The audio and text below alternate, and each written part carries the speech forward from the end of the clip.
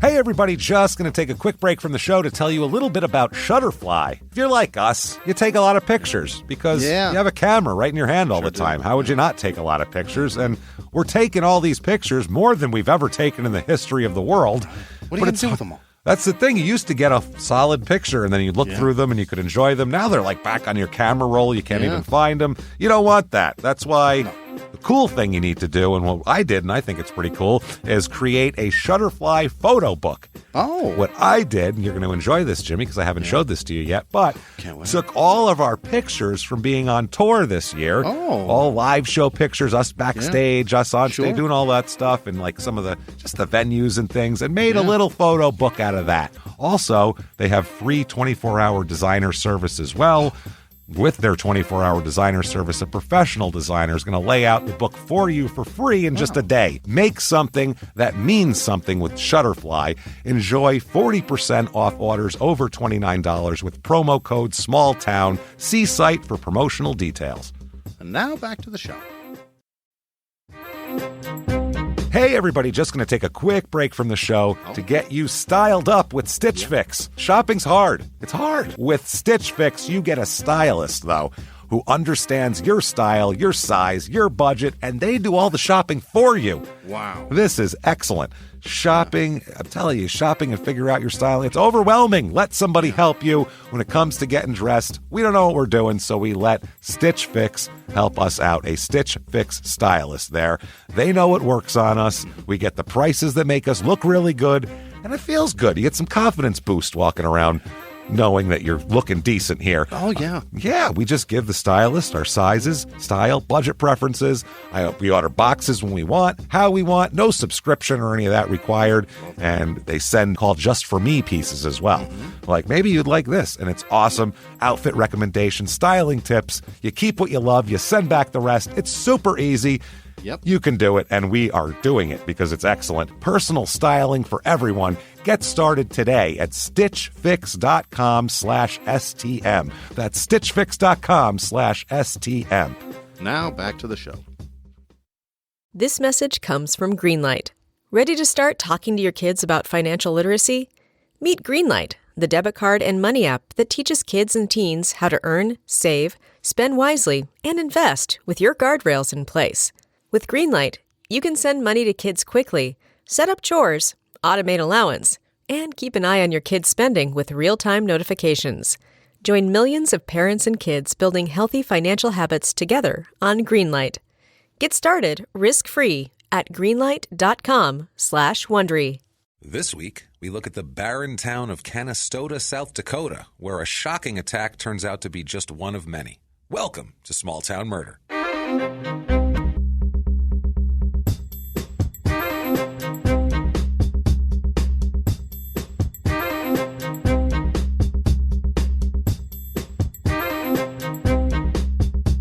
Everybody, and welcome back to Small Town Murder. Yay! Oh, yay indeed. Yay indeed. My name is James Pietragallo. I'm here with my co-host. Hi, I'm Jimmy Whisman. Thank you, folks, so much for joining us again on another crazy, sad, horrible, funny, bloody, depressing, and illuminating episode of Small Town Murder. We're very excited this week, as we always are, to bring you the worst in human, worst of what humans have to offer, we'll say. That's what we do every single week. Right. And just like every week, I do want to thank you guys for your iTunes reviews this week, because you guys have come through huge for us, really. It's ridiculous. It's actually, that's the thing that's gotten us like noticed by a couple of people. There's a couple things that are cooking right now that people literally, we stood out because of the number of reviews that we had.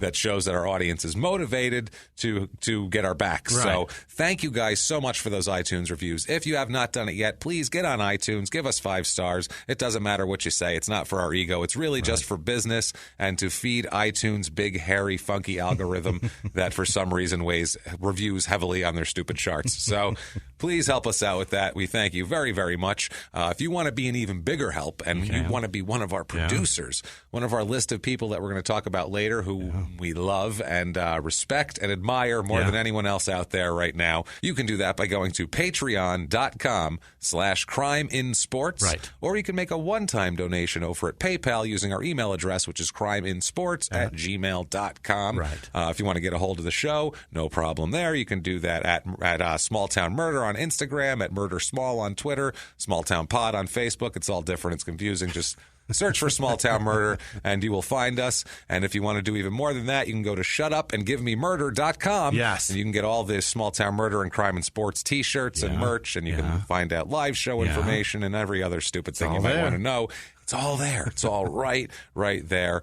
So do that. But we have a crazy episode Can't today. wait to hear it. It's wild. Let's get to the disclaimer right away, because it's a thick one. It's a crazy episode. This is one of those where you're like, oh my God, and it just keeps unraveling. And then the end doesn't make you feel better. It's one of those. So buckle up, everybody. Great. This is a comedy podcast. We've said it every week. We have to keep saying it. The cases are real. The research is real. Everything that we're talking about is real. Right. But we're comedians. That's what we do. So we're going to make jokes about that. And some people think that's weird. And some people think it's odd to have any comedy mixed with murder. But we don't. And we hope that you don't either. Right. Because it's not like we're not taking a situation where they find a woman's body or man's body and then we start making fun of the dead person. That's not what we're doing. That's not the show at all. So if you think like, oh, they're going to be making that's not it at all. It really isn't. We make fun of small towns. We make fun of bumbling police forces. We make fun of murderers. That's what we're doing here. We're not. We go out of our way to not make fun of the victims or the victims' families. We really, really do, and we stand by that. We're assholes, but we're not scumbags. It's true. That's how it works here, and so hopefully that'll mitigate any guilt you may have for laughing or for listening to anything with this in it. Because if you're on the fence, though, please don't listen. Yeah, if you don't know if you're thinking I don't know if true crime and comedy belong together, then they probably don't for you, and you're probably going to be offended at something, and you're probably just a person that gets offended, and that's fine. That's cool, but we should part ways probably because you're not going to like us, and we're not going to like you. Right. So we'll call it a day at that. I'm not going to like your opinion of me. That's for sure. Because at this point, if you're on board from here on out, you're in. You're in. We don't want to hear any complaining. Because Buckle in. You know what it is. Yeah. We're all in the liquor store. We're all in the car on the way to the liquor store. Wear your seatbelt. Wear your seatbelt. Don't get us fucking pinched before we do it. If something happens in that liquor store and somebody ends up dead, guess what, guys? You're all accomplices at this point. So you've been warned. Yeah. And without further ado, I think it's time. Yes. I think I know what you're saying. Yeah. Saying, shut up, give me murder. And we will do that right now. We'll give you murder. Let's go on a trip, Jimmy. What do you say? I say we do a little traveling here. Get your bags packed. It's so hot here. I want the fuck out. I would go anywhere. We're in Phoenix. It's about 112 today. And really, anywhere you have to offer. Doesn't matter. How about minus Afghanistan. Well, yeah, it's hot there, too, I think. Yeah. How about South Dakota? Okay. You want to go there? That sounds lovely enough. Canistota, South Dakota? I wish it was snowing right now. I know. That sounds really good. I would love to go outside just with a tank top on and just a wife beater, just basking in snowflakes. I'll let my sweat freeze. Oh, God, it's awful right here. But Canistota, South Dakota, it is not that hot at all over there.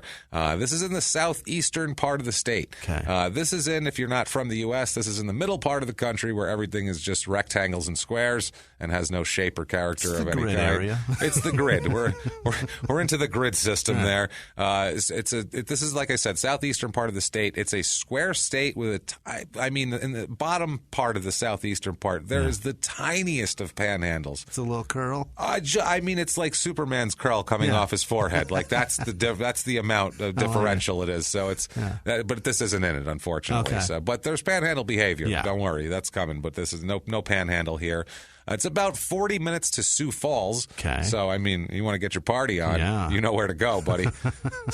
You get yourself in your car and you take yourself to Sioux Falls about 40 minutes away, and you are going to get down and have a good old time. Is there a falls in Sioux Falls? I think there is. I think there's falls. Fell? So, Sioux Falls right over here. Bunch of them I seen. Right. All them Sioux Falls all over here. Sue, they just fell fall down. everywhere. Bunch of Sues named Sue just fell off. I think that's what it was. So, yeah, Sioux Falls isn't the most exciting area either, but there's stuff there, actually. Okay. There's not much stuff here. This is we'll get to it. It's an outlet? It's a small town. There's no out. They would kill for an outlet mall in this town. For a strip of outlet malls, they would go crazy in this town for that. They'd give anything for that, I have a feeling. Right. Although maybe the people here wouldn't want that, as we'll talk about the people who do come here. Yeah. This is the oddest vacation spot. Wait till you hear it. It's the strangest place, the strangest setup of people going to a place for vacations where you're like, huh? Was South Dakota where the pipeline was at, or was that North Dakota? North Dakota there. Okay. South Dakota is where Deadwood was. Okay. A show that you've never watched that I beg you to watch. It's a mining camp that's deserted, right? A mining desert, at this point. I'm sure there's stores and shit now, and you know how it goes. But this is something for the kiddies. Something for the kids. Here, buy the kids a fake gun and some fool's gold. There you go. They give you a little sack of painted rocks, and you're like, yay. Somebody sat around spray painting that shit. Yeah. For your kids to bug you to buy $9.99 worth of worthless shit. Worth of rocks with spray paint on it, with literally half a cent of spray paint on the outside of them. And otherwise, that kid's going to scream his fucking head off the whole way home. And it's South Dakota. That's a long ride. That's a long ride from anywhere. From anywhere you are, literally. It takes forever to get to South Dakota. Listen to that kid scream about, I just wanted the rocks. Gold. I wanted, what the hell, what's the pyrite? Name? Pyrite. I was going to say pyrite or some shit like that. That's okay. What the technical term is. For the actual rock, if it's not spray painted. If it's not spray painted, it's just fucking granite. Every Old West shithole tries to sell you pyrite. Right. It's like, see, it's got a scientific name. That means it's... assholes. This place is in McCook County. McCook County. It's zip code 57012, area code 605. It is a small town in terms of area. It is 0.56 square miles. So a little over a half a square mile. And if you look at the map, it's not like there's this and then there's stuff around it that just happens to be labeled a different town. There's a square of like a little tiny town square. That's civilized. That's, that's it. That's half a mile. And then there's nothing around it. Nothing. There's just roads, highways. And it's like, wow. Places, things to get the fuck out. Holy, Right. This is one of those things where we'll find out how it started, but you're like, how did it continue? How did this continue? Why are people still here? I don't understand it. They try to, right on their thing, they try to nickname themselves Seatown. What? No. What? No, you can't. You're not. How many sea towns come to Cleveland, Chicago, Columbus, fucking Charlotte? I'll give you anything named C that's a metropolis. That's bigger than this place is Sea Town. So good try, guys. I don't know who's calling it that. Where you living, Sea Town? Right. But guess which one that is. Bet you'll never guess it. Bet you're never going to guess it. Sea Town. The town motto. They have a town motto for some reason, and this they should have hired a firm because they could have used just a little outside help on this one, just a push in the right direction. Their motto is, quote, home of the Hawks. Seriously, we have more Hawks than people. That's the rest of it. No, that's what the fuck. Yeah, home of the Hawks, and we'll find out who that is. I thought that was Seattle. Also, Seatown. Seatown, baby. Jesus, home of the Hawks. That's Atlanta. You mean? No, the Seahawks. The Atlanta Hawks, Seahawks. But you'll see. It's interesting here. Okay. Established in 1883, and this is another town. The Chicago Northwestern Railroad chose the site. Oh, those bastards! Anytime a company chooses where it's just some worker fucking setups or encampments are going to be that'll turn into a town, it's always a terrible town. It doesn't happen naturally. It's not on a body of water. It's not a thing. It's like, this spot in the middle of nowhere will do. Right. The Indians sold it to us cheap, so let's use it. I feel like that's what it is. We need it is basically what it is. Yeah. We need a rest stop for the engineer to take a shit. Pretty much. We need people to work on some shit. They originally had 72 blocks in this whole thing here. That's one house per block. It's very spread out. It's very nice. Very, very nice here. Town was incorporated in 1900, so it's a newer town, even for South Dakota standards, because, even Deadwood, people were there 20, 30 years before that. Anywhere where there was gold, but there's really no gold here, just railroad pit stop. That's just pyrite and railroad work. Canistota, of course, that's not what they meant to fucking name it, obviously, like it happens a ton of times here. Somehow, no... You would think before you hand in whatever sheet of paper that says like who you want to be, you'd think someone checks it out. Give it a spell check quick. Just look it over. Ask the guy next to you to take a peek at it. You see anything wrong with this? No? Okay, good. Don't just fill it out fast at the end of the day, like, my wife's got dinner on the table. It's back, 1800s. My wife's got dinner. She's going to kill me if I don't get home. Let me just scribble this out. And then the town has the wrong name for 150 fucking years. Things I'm out banging whores, and I'm here trying to name the goddamn town. Yeah. Right. So there was a guy named Major Free, which is a great name. That sounds like a 70s basketball player. Yeah. World B. Free and his brother Major.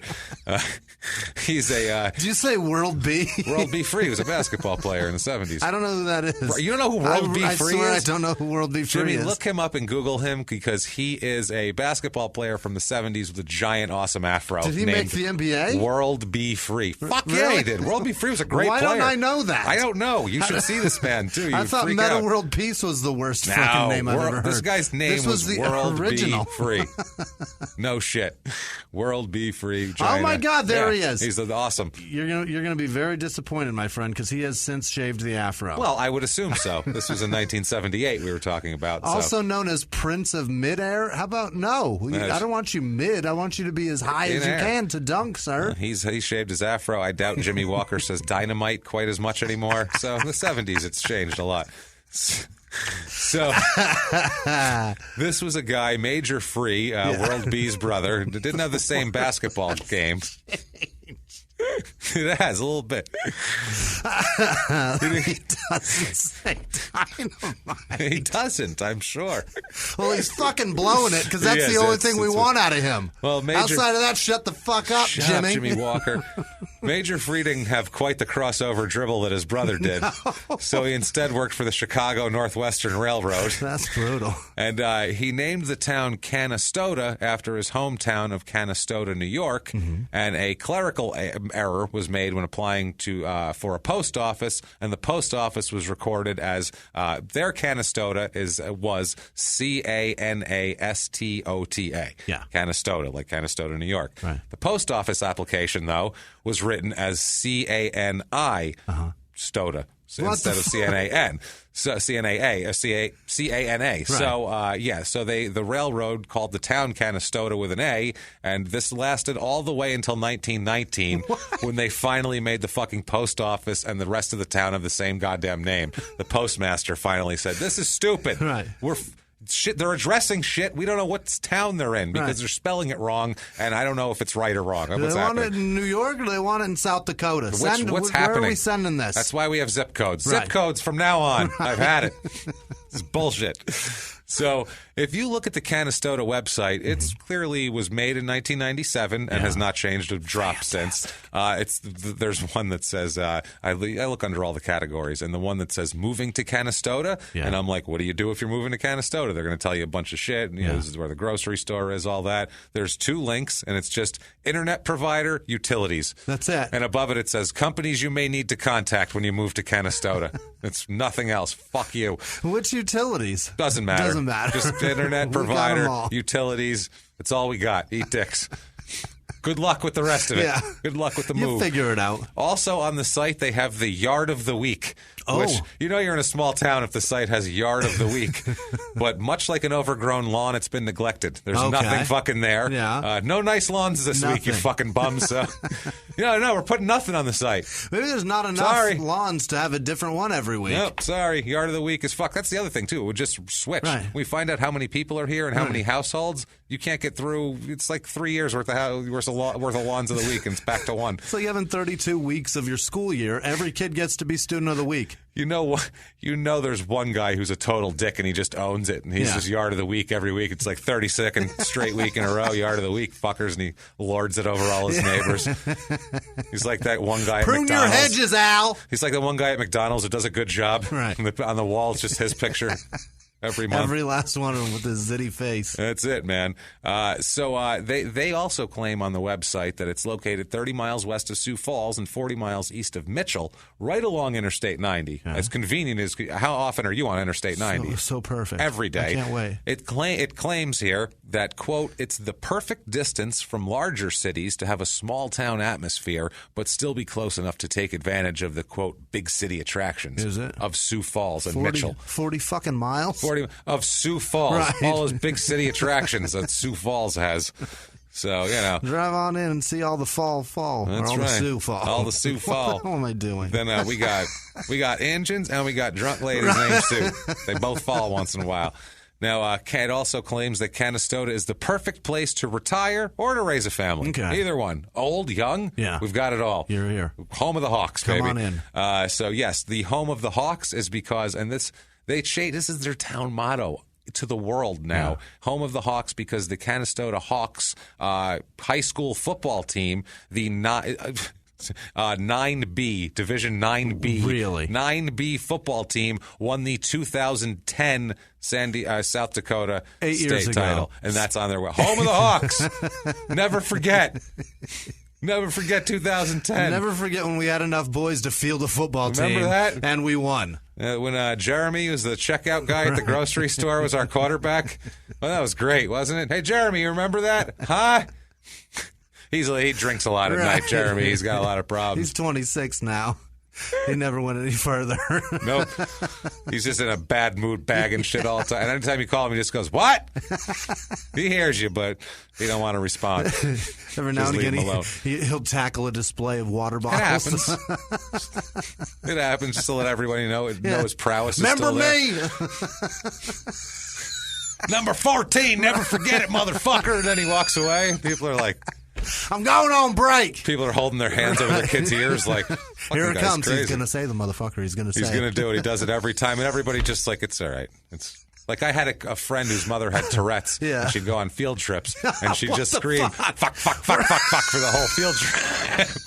I swear to God. Why do they keep allowing that? And all the teachers. And when it first happened, all the kids were like, oh my God, because it's like third grade, and we're all just looking at the teacher, and the teacher's like, it's okay. It's okay. But little Timmy is just like, yeah. Just ignore it. That's who you want. No, Mom, please don't go on the field trip. Fuck, I'm going. Fuck. It's like, Jesus Christ. I felt bad for the poor lady, but I felt worse for the kid. Yeah.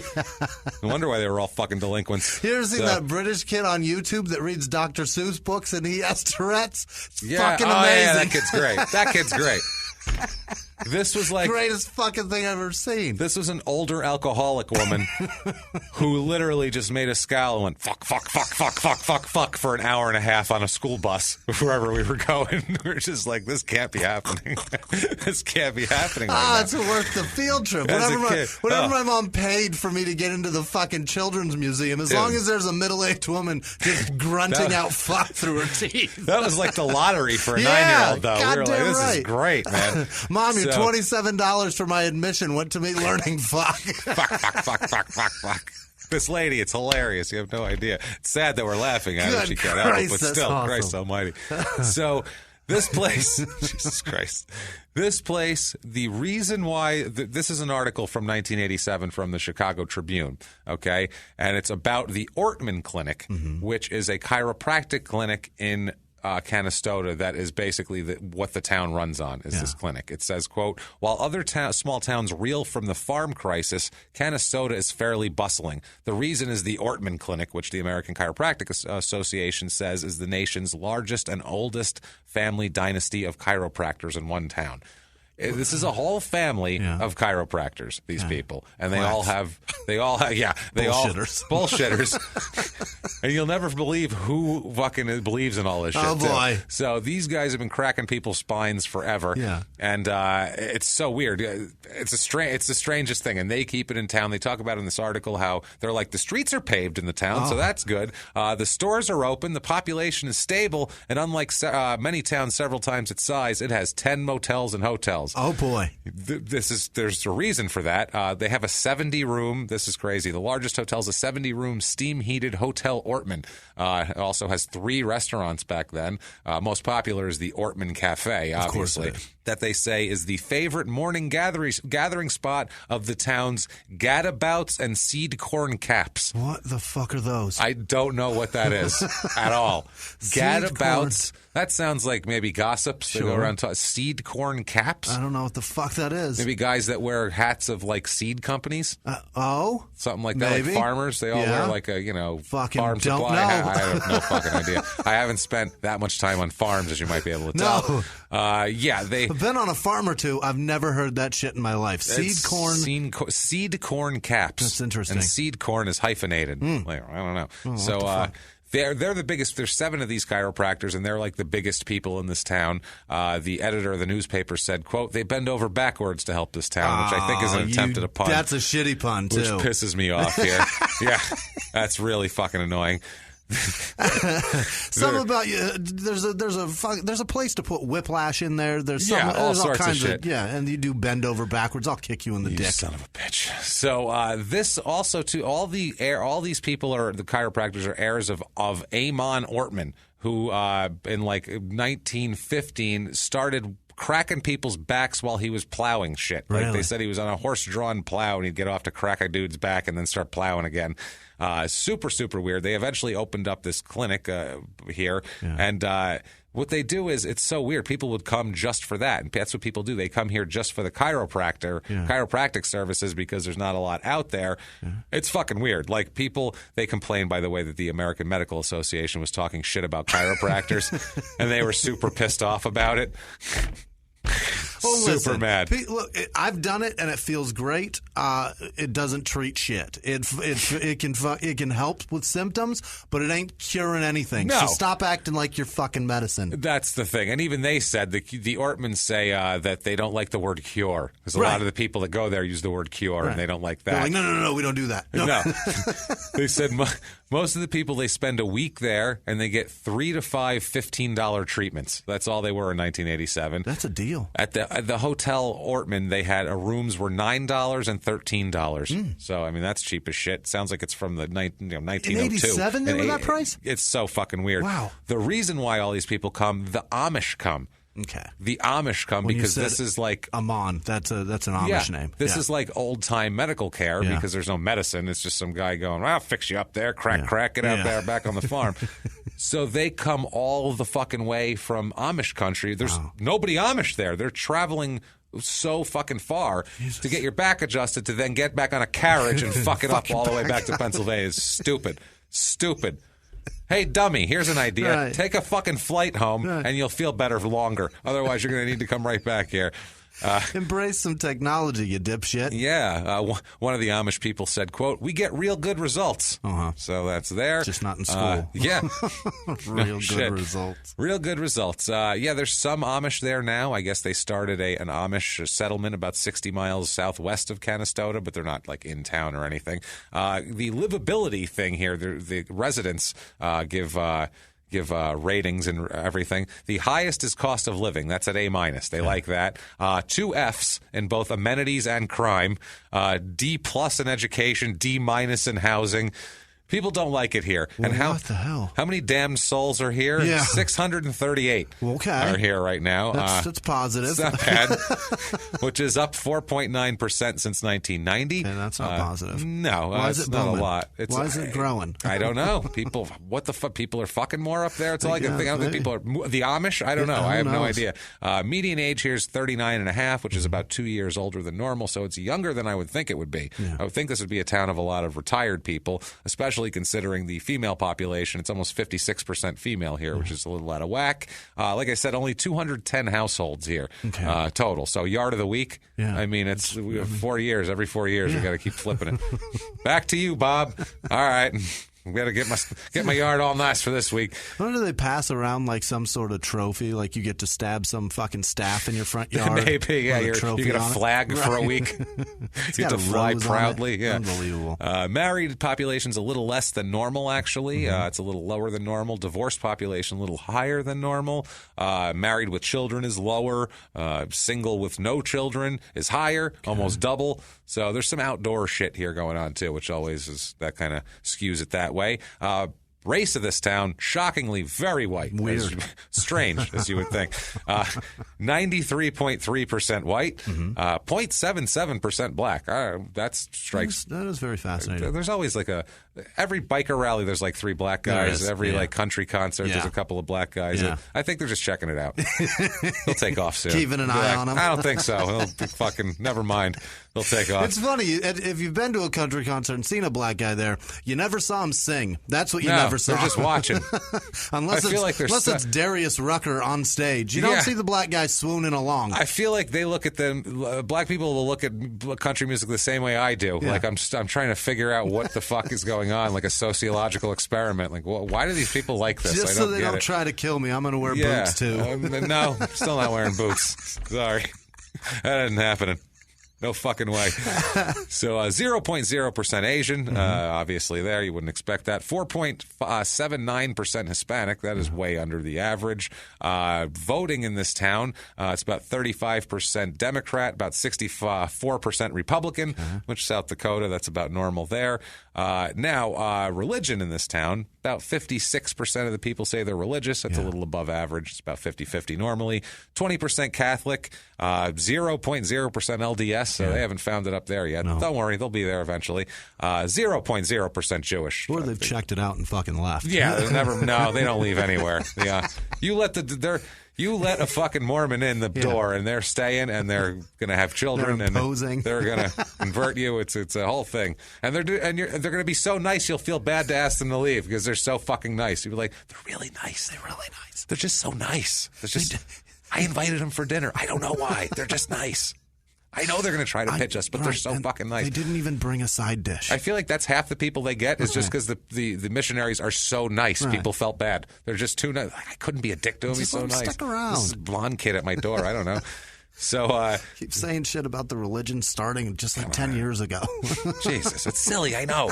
It's ridiculous. 0.0% Jewish, 0.0% Muslim, as you might imagine. Unemployment rate here, the country's average is 5.20. Here it's 1.80. So everybody's working. There is fucking no unemployment. Yeah. There's like 4 guys, and everybody's staring at him going, come on, Bill, get your shit together, buddy. Get up, Sue. Come on, Sue. Get up. It's time to work. Household income here is $41,250. So that's a little about $12,000 less than the national average. A lot of jobs here. When you look at the jobs, like there's more. Usually it's 1.35% and forestry and fishing and that sort of shit. And here it's 8.51%. Okay. So there's more outdoor jobs, which should explain single younger people. Also a lot of older people because it's about double the healthcare workers as normal, so you're going to get that. Get a lot of chiropractors. Yeah, there you go.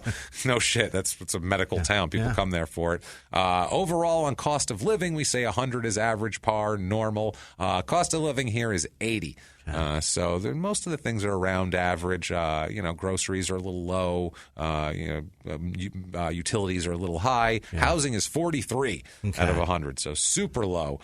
Super low here. Median home cost here is $79,500. What a deal. Which is more than $100,000 less than the national average. Not too shabby at all. 12% of the houses are less than $20,000. Wow. So I mean, I'm sure they're trailers, but still, they're not great. Not great, but they're there. And but it's shelter. If we've convinced you to find one of these shelters and move to South Dakota, we have for you the Canistota, South Dakota Real Estate Report.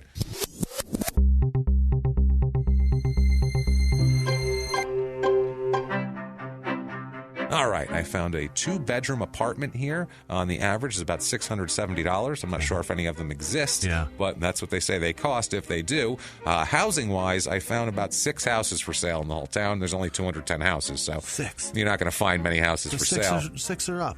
6 are there. That's great. There might be a few more private or whatever, but these were on Zillow and Realtor and whatever. I found a 3-bedroom, 2-bath, 1,400 square foot house. It is a lone manufactured home on a plot of dirt that looks like it goes on forever. Awesome. Depressing as shit. Yeah. $130,000. Wow. So 1,400 square feet. It's a nice little place for a couple of kids, whatever, and plenty of room around you. Nothing there. I found a 4-bedroom, 4-bath, 4,000 square foot house. Wow. This fucking thing is nice. It's really nice. This house done well. $319,000, which is way less than you're going to find it for in any other market, of city. 4,000 square feet in LA is like $5 million. Where? In Compton? If you built it in the middle of the fucking projects? Yeah. Anywhere nice, it's going to be huge. I found a 6-bedroom, 5-bath house, 5,674 square feet. My fuck. Holy shit, you've wiped out all the natives for this one. $624,000 for that bad boy. Wow. To live in the middle of nowhere. Things to do. I found Sport Days, which is that's their big thing. It's on their website. It's all they talk about. July 12th, 13th, and 14th. Mark your calendars, goddammit. Jeremy's leading the parade. There's a pie baking contest. Okay. So you got to have that. Amusement shit, golf tournament, swimming. Yeah. Free swimming, it says. The Hawk's Nest sponsored street dance, which sounds very horrible. exciting. And then fireworks at dark, baby. Of course. Fireworks. We got a pancake breakfast the next morning. The kiddie tractor pull. What? Children are pulling tractors or driving. I don't know what happens there. That sounds amazing. That sounds dangerous and hilarious at the same time. I want to see that. I would actually watch that. Like a tractor pull is you pull a trailer that has the weight on the back, and it starts at the back, and as you go down the track, it moves up to the ass end to where eventually your truck can't pull it anymore. Exactly. So does that just with a bunch of kids? I guess there's children doing that, or maybe their children are pulling each other. Or the kids are the weight? Maybe. I have no idea. You're just yanking a kid along in the mud. That could be fun. Later on in the day, though, on the east end of town, is the 3rd annual bull riding, barrels, and mutton bustin'. Mutton bustin'. M-U-T-T-O-N, like sheep. Mutton. That's the mutton busters of the. That's mutton when you got bustin'. With an apostrophe. Bustin'. No, it's for kids, isn't it? Mutton bustin'. That's when you got I've never heard of that before. That's when you got no idea. the sheep fucking things on your legs, the sheep chaps. You never seen those before? I've seen them, and it's. I've seen footage on. It's fucking busting up little sheep. Wow. Fucking hillbillies, get it together. Jesus Christ. You mutton don't busting? Them. You wonder why I'm making fun of you all the time? Quit mutton busting. I'll stop making fun of you. I don't think it's when you rope them. I think it's when you fucking like wrestle them down. I'm going to wrestle this little fucker down. I think that's when you got to say wrestling. There's no wrestle. I think so. No. Up there especially. Crime rate in this town, property crime is right at average. Violent crime is higher than average, actually. Okay. So these people are not happy with each other. Yeah. It's about 15% higher than average. Mm-hmm. And there was a time period where it was really rip-roaring with a few of these murders that we're going to talk about here. Some really crazy shit started happening. Let's talk about some people in this town that are bad people and some good people. We'll talk about a bunch of different ones here. Bunch of mutton busters. Bunch of mutton busting sons of bitches over here. First, let's talk about Piper Potts. Yeah. Piper Potts was a young woman. She's attractive, younger woman. She's from Texas. Okay. Living in Texas, she meets a man named Vance Streely, S-T-R-E-Y-L-E. Streely. Strely? That's a hard one. I've heard it pronounced both ways, too. It didn't help me at all. Pipers are always hot, though. They're always fascinating girls. You know what? That's weird. They're always redheads, though. Piper's always a redhead. Reddish? Reddish. I like freckles. a strawberry blonde girl. The same thing. She was adorable. She can't go outside in the sun either way. She was fascinating, though. She was like a skateboard girl and smoked weed, but she was like an amazing artist. And then she burned to a crisp every time she walked out the door. Yeah. She had to wear SPF 600 to go outside. Very small girl. I believe she dated a tall black guy in high school, which was a fascinating dichotomy. We have no way of being how big he was and how small she was. Yeah, well, we have no way of verifying any of this information of what happened to her or the I hope she's alive, that Piper. Piper. She was a wonderful girl. Well, this Piper Potts, she's from Texas. She's going to Bible college in Oregon. And she meets she meets a man there named Vance Straley, and they hit it off right away. And they're both very, very religious. Obviously, they're going to Bible college. They're both very religious, very kind of devout. They have the same groove going on here. They get married in 1988. Very nice there. Get married young. They want to start a family. And they move in 1991 to Canistota, South Dakota. They have a 40-acre lot which is a lot. Them folks got some dough. What is that? What does that cost you there? At least $50. At least $150. Someone had to co-sign for that bad boy. Unless they used their mutton busting title. They had a mutton busting. The prize money. He had his mutton busting belt buckle that he won, so maybe so he could have hawked that, because that's a hot item there. If you're the head mutton buster for that year, and his sheep wool chaps, the prestige that comes with that. Well, it comes attached to the sheep wool. It comes as a set. Right. It's a belt with a buckle attached to the chaps, and you put it all on together as one unit. They've had it going on since approximately 1910, so those chaps are stinking right now because you can't wash them. But I think those come with the sheep penis still attached, well, too. I mean, they want it to be realistic, and we understand that. We don't want it to be, nobody wants some bullshit. They're not confused when you come running in to get them. That's the other thing, too. They're like, oh, okay, I see everything. Oh, God, no, it's not. So these two here, they moved to a trailer on 40 acres, which sounds sort of sad because a 40-acre lot, and it's probably a lot of dirt, and it's just this big lot, and there's just a trailer stuck in the middle of it. And like wheat stalks everywhere. I would imagine wheat stalks and meth sheds everywhere nowadays. There should be 2 or 3. Yeah, back then, no, but nowadays you'd be like, there's meth sheds somewhere in that. No, you don't just have 40 acres in a trailer. Right. There's some shit going on there. Man wandering around in his underwear and a gas mask. It's just some weird shit happening. See if he disappears underground at any point. I feel like he dug a bunker and he's got something in there.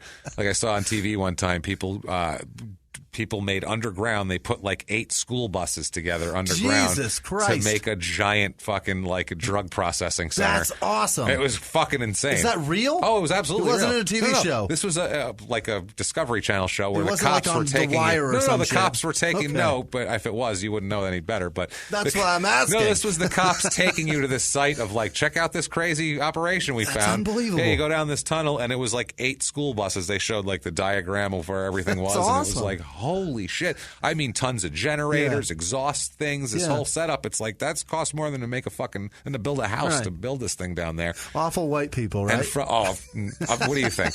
I think it was 5 Puerto Ricans down there? No, it was a bunch of fucking white guys, and they were like business guys that have gone into drugs too. Wow. They were like, there's more money in drugs if you do this in a real business. These guys are all street idiots. They don't know what they're doing. If 2 business guys stepped in and sell drugs, we're going to be the shit. Right. Of course, they weren't. No, they were for a while. They got caught. They were for a while, but then they got caught. Right. This operation though, you'd walk up and you couldn't see. It was like you could be standing right above this thing and never fucking know it. That's incredible. It was just like under this bush thing. There's this little hatch. It was fucking crazy. Wow. It was really crazy. It was like a TV show. It was like I'm blown away by that. It was super weird. I mean, I see like the Mexican cartel making like bullshit U-boats. Like, have you seen those? They're super primitive and shitty. Yeah. But they get them across. They get the weed in. They get the coke across. They get it in there. But these guys, this is ingenious because it was wild. How much do you have to dig to bury a fucking school bus? How about 8 of them? Yeah. And they had the real ones, not the short bus. No, they were school buses, and they had like 4 of them set up in a square as like a big room, like a big operation. And then they had like 1 as a hallway, and then 2 more as like another area. Amazing. They had all these different teed setups. Off of it? It was fucking crazy. That's amazing. I can't imagine. Somebody had to draw plans, and then they had to bring over like black market contractors to like do. You can't bring over just somebody you look up at the phone book and you're like, here's what I need you to do. They'd be like, what are you, fucking nuts? Listen, you got a track hoe? I need you to come over. We're going to dig deep now. You got a cat? You got a big fucking cat? I need it. We're going to need a caterpillar over here. So these two live in this non-meth shed trailer here. Yeah. They're very nice. They're deeply religious, these people. I mean, as extremely, extremely religious. They get there because they have a dream of having their own part-time ministry. That's all they want is to minister. This is the Prairie View Bible Camp for Children. And it's, all right, I'm terrified already. Yes. This is fucking creepy. Once I say they move to a trailer in 40 acres and it's the Prairie View Bible Camp for Children, you start to go, uh-oh. I wish they would. Red flags. I wish they were bringing school buses to bury. That's what I wish. That would be that less seems chance safer, of violence right? going on here.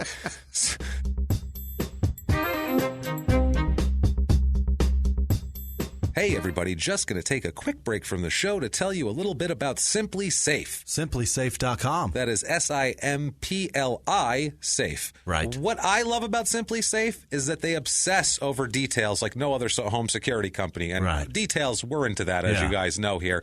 Here's an example. They come up with this brilliant idea, a privacy shutter for their home security camera. No one else is doing this, actually thinking about what they're doing. How can we protect your home and your privacy? privacy. It protects your privacy when you're not home. You can control it from your phone. Now, Simply Safe wanted you to be able to hear the shutter click so that you know it's closed. They wanted it to reflect light so that you could easily tell when it's on. Trust me, guys, when you have a security system in your home, you feel better. You feel much more secure, especially if your kids in the house, things like that. Listen to our stories. Good God, you need Simply Safe. They had a problem, though, here. These metal shutters, they're great, but they're heavy. They can break the hinge. That was unacceptable for Simply Safe. They don't just do the easiest thing. It needed to work not 100, not 1,000, but more than 10,000 times, the entire lifespan. So Simply Safe got to work. They tested different metals, different hinge designs for months and months. And the result, a thin, lightweight aluminum privacy shutter that will work every single time. It's that kind of attention to detail that sets Simply Safe apart from the others. That drive to create the best product, period. Simply Safe doesn't just do home security, it's home security done right. If you want to learn more about Simply Safe, go to simplysafe.com today. Simplysafe.com/small. That's SimpliSafe, SimpliSafe.com/small. SimpliSafe.com/small. Go protect your home. And now back to the show. They had a big Bible camp every July, and then they tried to get people to stick around to come back.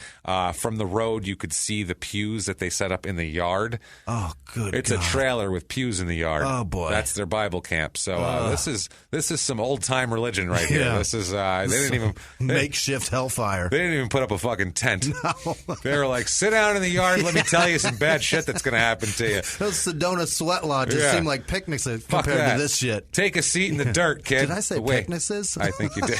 What am I doing? Don't sit there. That's the hatch to my meth lab. Move over one drop. But careful, that's the emergency exit of the back bus. Come on, Jesus, there's people down there working. But no, they had no drugs or anything like that. But they did this so people could drive by and see, whoa, they have pews in the yard. That's strange. But in this area, I really feel like it's like, well, yeah, they're religious. That's fine. They just keep driving. I'm going to get my back adjusted. No problem. So at this point, though, I'd rather, if I'm driving, I'd rather see like keep out fear owner's gun, not the police, or some shit like that. I know what that's there. I'd rather see that than fucking pews in the front yard. You know my policy on hi y'all. And if there's pews in the front yard, I feel like if you pull into their driveway, they'll go, hi y'all, come on in. You got kids? Want some lemonade? Come sit in the pew. Let me tell you about fuck this. No, you over-friendly motherfuckers. Go away. Hi y'all got kids. Hi y'all got kids? That's a way to scare you even more. I would look over at whoever I was with and say, we're getting raped. You know that. We are absolutely getting, all of us, the kids too. Yeah, we're all getting raped. Even if you've got the police on speed dial, we're hi, all y'all. fucked. Did you hear her say hi, y'all? Did you hear how enthusiastic she was? Someone in there is going to fuck us. I'm sorry. No way. I don't trust this shit at all. Oh, boy. I don't trust nice people. No. Hey y'all got kids? Can I tell you about the Lord? Hey, let me tell you about some. My asshole's already tingling, lady. Well, where do we go? Right here in the yard. Sit on down. Oh boy, it's about to storm. That's all right. God made the rain. Damn man, right, it's gonna storm. It's gonna storm rape, brown hair. It's gonna storm rape and brimstone. Put these cuffs on, boy. See, we replace fire with rape because I feel like fire can be good. You know, I mean, brimstone's always scary. Ooh, brimstone. Don't worry, it's going to burn. Fire. I mean, you build a fire, you could roast a marshmallow on that sucker, so that's not scary. Your asshole's going to be on fire. Rape? That's going to get your attention. Fire, that could sound nice. I will sit by the fire, we'll have some s'mores. Right. You never had no rape and s'mores before. You never said, we'll sit around, you can rape me, we'll have some s'mores. That's never been said. So we're trying to separate this activity from s'mores, really, because with s'mores, no one's scared. That's what it is. Believe me, it's going to be sticky like s'mores. It's going to be sticky. Oh, boy, it's going to be disgusting. Let me tell you something. It's going to be disgusting. Oh, boy. But by all accounts, they're very nice people. They have not. No one's ever accused them of any misdeeds, untoward molestation or any other rape threats or anything like that. Rape and brimstone were never thrown into the conversation with these two. No, from what we know, they're genuine people who literally moved to the middle of nowhere because they wanted to minister to people that needed it. Because they're good people and they wanted to spread the word of the Lord, what they think is the thing that's going to help everybody to young people. So, okay, they think they're being nice people. Good job. Now, they have 2 children, Shayna and Nathan. Nathan is 2 years old. Shayna is 3 years old. So, I mean, it's a nice little family. For them, they're very happy. No complaints at all. Now, they do that as a side business also. They have Vance is a plumber, and she has a job also at a children's center. So they're not like this isn't their full-time gig. Got it. I don't know how many pews you'd have to set up in the yard to make a living off that. I assume a few. A lot. That would be a lot. So they live there. Now, July 29th, 1996. It is Nathan's second birthday. On this day, little Nathan turns 2 years old. About 6:30 in the morning, Vance is coming. Vance is 29 years old. She's 28. So, I mean, they're a young couple with 2 kids, 3 and 2, and they're struggling. You know, they're working jobs and supporting their family. They're trying to make a family and a living in the middle of nowhere. This is some modern day frontier shit here. So he drives to his plumbing job at 6:30 in the morning. That's what he does every day. Now, she usually leaves a little bit after that, Piper, because she goes to she has to take the kids to the babysitter, and then she goes to Southeastern Children's Center in Sioux Falls. So she's got a 40-minute drive ahead of her. And, she has to drop the kids off, 40-minute drive. That's a tough life every day. It's a tough morning. At minimum. Yeah, you got to wake up a little early for that one, and then on the way home, it's a 40-minute drive. You pick them up. I would assume there's probably not a ton of traffic between Sioux Falls and Canistota anyway, which is helpful. You don't have to deal with that. But other than that, but this morning, Piper calls the babysitter, who is Miss Jordanson, at 9:20 to say they were on their way. She was running a little bit late. Now, Mrs. Jordanson waits at her house, waits for the children, and they never arrive. They never get there. So she's like, what the fuck? What's going on here? Now, Piper, the kids don't show up there, and Piper does not show up at her job either. So that's a problem. That's strange. Now, Vance, her husband, calls home at noon and leaves a message on the answering machine. Honey, where are you? I think she usually comes home or something like that. She was supposed to be there. It's strange that he would call in the middle of the day. Now, around 3 o'clock, a Patty Sinclair, who works with Piper at the daycare facility, called to check on her because she didn't show up. So she's like, oh, maybe she doesn't feel good today. No call, no show so far. Yeah, so that's strange for Piper. I don't know. Maybe the Lord told her or something. I have no idea. Lord Day. I don't know. Maybe she got caught up in our God is an awesome God driving down that freeway. Queues are full, baby. You never know. But she calls, and instead of Piper answering the phone, 3-year-old Shayna answers the phone. Which is strange. Usually 3-year-olds don't answer. 3-year-olds don't even hear the phone. They don't. That's not even in their fucking purview of anything that happens in the world. Not for me. I don't care. Someone on that phone getting me juice? No? Fuck off. If they're calling, they're too far away to get juice. That's right. They're not cooking mac and cheese. Fuck They don't them. have juice. They don't know what channel Wonder Pets is. Eat dicks. Get out of here. Sorry. I got nothing for you. No time for you here. So Shayna answers the phone and doesn't say hello. She answers the phone and yells into the phone, quote, I don't want my mommy to die, which is scary, and then repeats again. Then says, I don't want my daddy to die. Oh, boy. Then she says, they're probably killed. Oh, boy. That's what she says there. So Patty Sinclair, then she hangs up the phone. Yeah. They're probably killed and then hangs up. Oh, boy. That's a crazy thing to hear. But also at the same time, you don't know if she saw something on TV where somebody was dead and she said, I don't want my mommy and daddy to die. Yeah. Hey, that's a 3-year-old kid. They could mean anything. You know what I mean? They're probably killed. Oh, well, click. That's it. In the cutest voice ever, by the way. Oh, yeah. 3-year-olds are fucking adorable. They are adorable. 3-year-old girls until they especially. tell you fuck off. Oh, yeah. That's the worst. Yeah. So Patty Sinclair at the daycare tells a coworker to call the McCook County Sheriff's Office, and then she calls the house back, the trailer back, to see what was going on. Shayna answers the phone again, just yellow. I don't think she said that. Y'all coming over? Hi. So This time, though, she manages to keep the kid on the phone. Yeah. And, don't hang up, honey. Don't hang up. Hey, what's going on with this? What's going on? Just trying to keep her on the phone with whatever until the sheriff can get there. Sheriff Gene Taylor can arrive at the trailer. This was 45 minutes she stayed on the phone with the child. Christ. Here before a cop could get out there to check this out because it's in the middle of nowhere. So hard to keep a kid on the phone that long. Yeah, well, and especially this kid's she's very traumatized, and she's trying to soothe the kid, but she's still trying to find out what happened because 3-year-olds don't tell you complete stories. No. 3-year-olds tell you fragments of shit in an order that doesn't go together. Right. They'll tell you the end, then the beginning, then the middle. Right. 2 hours apart from each other, right. and none of it makes sense. And you're like, what are you fucking talking about? How many times you wanted to grab a 3-year-old by the shirt and go, will you fucking get your thoughts together, gather them, and then fucking tell me what you're thinking, all right? Tell them your stories suck. Jesus. You don't have any life experience. Don't tell me your story. And then instead you go, that's good, honey, okay. This story, though, I want to hear it. But her story, this is one that I would think you'd be like, sure. Let's hear what you have to say here. So Sheriff Gene Taylor arrives about 5 p.m. Over here.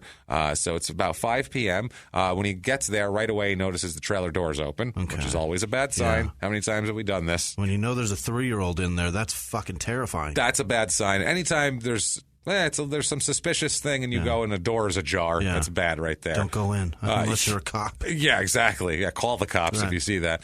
He walks in and sees that the living room is in a complete state of disarray. There's shit everywhere. Things are knocked over, lamps are knocked over, things like that. The contents of Piper's purse was strewn all over the floor. Looked like somebody took a purse and spun around in a circle and just spread it out. Like a 3-year-old? Like a 3-year-old or, something like that. So that's super weird. Also, there's other household shit just lying around. Yeah. So then the sheriff goes to the rear of the trailer in the bedroom where he finds Shayna crying. She's unharmed. Yeah. She's physically fine, but crying. And 2-year-old Nathan is also there. He's unharmed, and he's just walking around doing his thing. He's two. So far, we're okay. You're two. You're just wandering around. You don't know fucking. We're 2 for 2 on occupants being alive. That's good. Yeah. So far, that's a good thing here.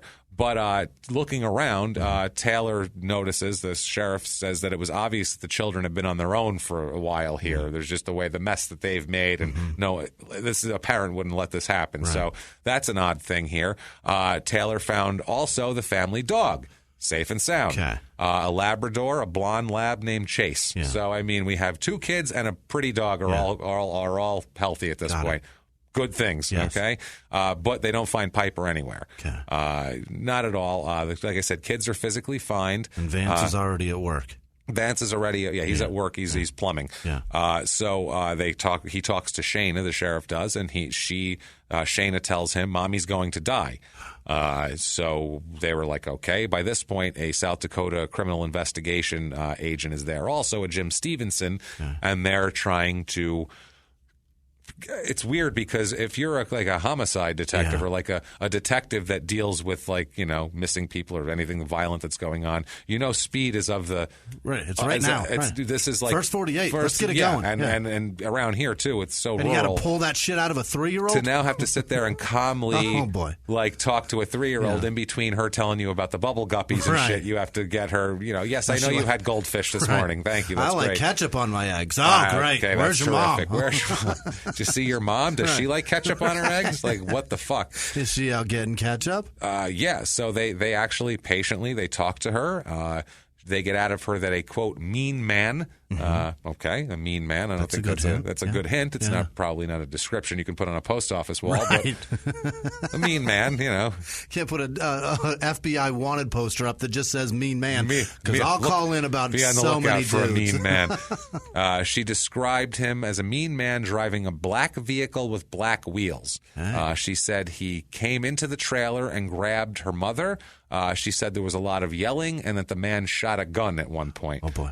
She didn't know if her mother got shot, and they didn't ask her. They were just said, he shot a gun. Did you see where he shot it? And she said no. So that was okay, well, let's start looking around for bullet holes in this place. That's it. So at that point, the mother told the kids to run and hide. Good fucking mother. Yeah. Yeah, doesn't she? Says, go run and hide. This is like fucking Godfather 2 or something. She's going to take the kids out of town in a fucking donkey and dragged by a donkey. So she said that also Shayna says that the mean man took Nathan's blue tent, which he had gotten for his birthday the night before. Okay. A blue tent. The man took that as well, all right. Which stood out to a kid because it was his birthday present. So it's a new one. A kid would... Hey, that's not for Mommy. That's what I mean. The kid would notice that. So she, like I said, fragmented story. As this is going on, fucking Vance arrives home. Okay. So Vance walks into this scene. Yeah. Trailer a mess. Panic. Kids crying. Oh, fucking, God. what's going on here? The daughter runs to him. She also, again, blurts out that there's a mean man and he took Nathan's tent and blah, blah, blah. And he's like, what the fuck is going on here? He's been plumbing, for Christ's sake. I'm cleaning out shit pipes and I don't know what's happening here. And he's trying to keep it together because he wants to tell, he doesn't want the daughter to freak out. So he's telling the daughter it's okay. He's like, no, we have another tent. Don't worry about it. It's fine. Don't worry about tents. We're good there. And then Shayna kept saying that Mommy's going to die and kept saying she's not coming back. She's not coming back. She's not coming back. Oh, Jesus. So this is fucking scary right away. I mean, this is a bad scene. It's just a disappeared mother of two small children and right out of her rural trailer. I mean, this is like... not expected. I would assume you live there. You feel safe. With just like a death wagon, like some murdered out. What is this? Black rims on a black car in '87? Yeah, it sounds like it's it's like a comic book, right? Like some kind of Undertaker popped in and just starts snatching people. Super weird. Yeah, like some mythical drug dealer show up and like maybe they did have a meth shed. I don't know. Maybe that's the problem. So obviously they fan out in the area and try to find some information about what the fuck is going on. This is the only thing happening around this area right now. I'm sure. This is all hands on deck here. You bet. Find this lady. So they find a few witnesses that report seeing a truck or a sports utility vehicle painted flat black in the vicinity of the Streely residence on that day. So the kid had that right, a black vehicle. One of a couple who lived in the area saw a young man in jeans and a baseball cap walking from the trailer to a black Ford Bronco parked in the driveway. Now we got a Ford Bronco. Bronco. A little more specific here. But that's all they had. A guy in a baseball cap and a black Ford Bronco. Again, not enough. Today, that could be fucking anybody. Exactly. Who the hell knows? Some douchebag listening to Florida Georgia Line somewhere. Who knows? Exactly. With a black guy staring at him going, I'm not sure. Fuck is that? What's happening here? Check him out. I'm not positive here. Study these people. I don't know what's happening here. So yeah, that's all they had to go on. And then till late in the evening, Vance all of a sudden comes up. He says, I remember something. He said 3 days ago, there was a chubby guy, balding, in his late 20s, mid-20s. Guy came by and said he was interested in the summer Bible camp, the kids' summer Bible camp, and said, he wanted some information, and he left his name, and he remembered his name was Rob Anderson. He remembered that, so he said that's there. He said that when Anderson had showed up, he said the piper had answered the door, and when Anderson came in, he said that Anderson seemed startled that Vance was there. Like he didn't expect him to be home. Like, oh, hey, how you doing? Like, oh, I didn't know there was anybody else here type of thing. Yeah. So once that ended up happening, he said, he seemed like flustered by this, Anderson. Yeah. And so Vance said at that point, Anderson briefly asked about the Bible camp. Like, oh, you guys have what week is that? Okay. Yeah. All right. Like he just had a quick 2-minute thing. And then that was that. Vance said, talk to my wife. Over here, I don't know. I'm plumbing. She's the Bible camp lady. I told her she explained that the camp was over the summer, but suggested that he sign his kids up for next year because they were full. Anderson said, yeah, no problem, and he wrote down his name and telephone number on a piece of paper, gave it to him, and left. There's a lead. But normally you don't expect a guy who came over and left his name and number to come back and kill you. But still, that's the only stranger they've talked to. That's the only thing that they could possibly be going on. 3 days, though, and he just now thinks, he thought of it the night that she disappeared. Got it. This was the 26th was when the man visited. The 29th is when she disappeared, and he remembers late in the evening. Okay. You would think you'd remember that immediately. Fucking right now. Right now, but apparently not here. So they look into him. They start saying, okay, well, who the fuck is this guy here? So they start investigating the information.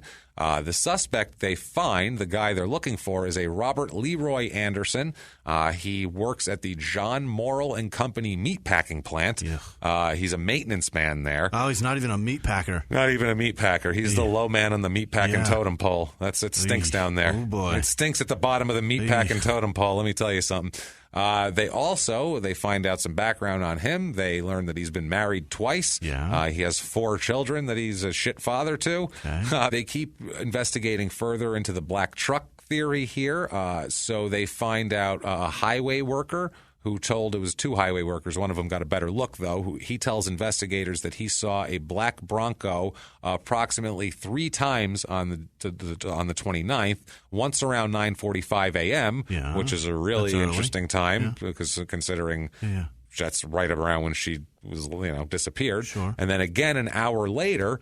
And then a final time at 12:30 p.m. as well, and then they were off the highway and they wouldn't have seen it. But three times in 3 hours. Yeah. So that's odd here. And another neighboring couple told the investigators that they saw a black Bronco close to the trailer around 11:45 a.m. They noticed also at one point Shayna and Nathan alone by the roadside looking upset.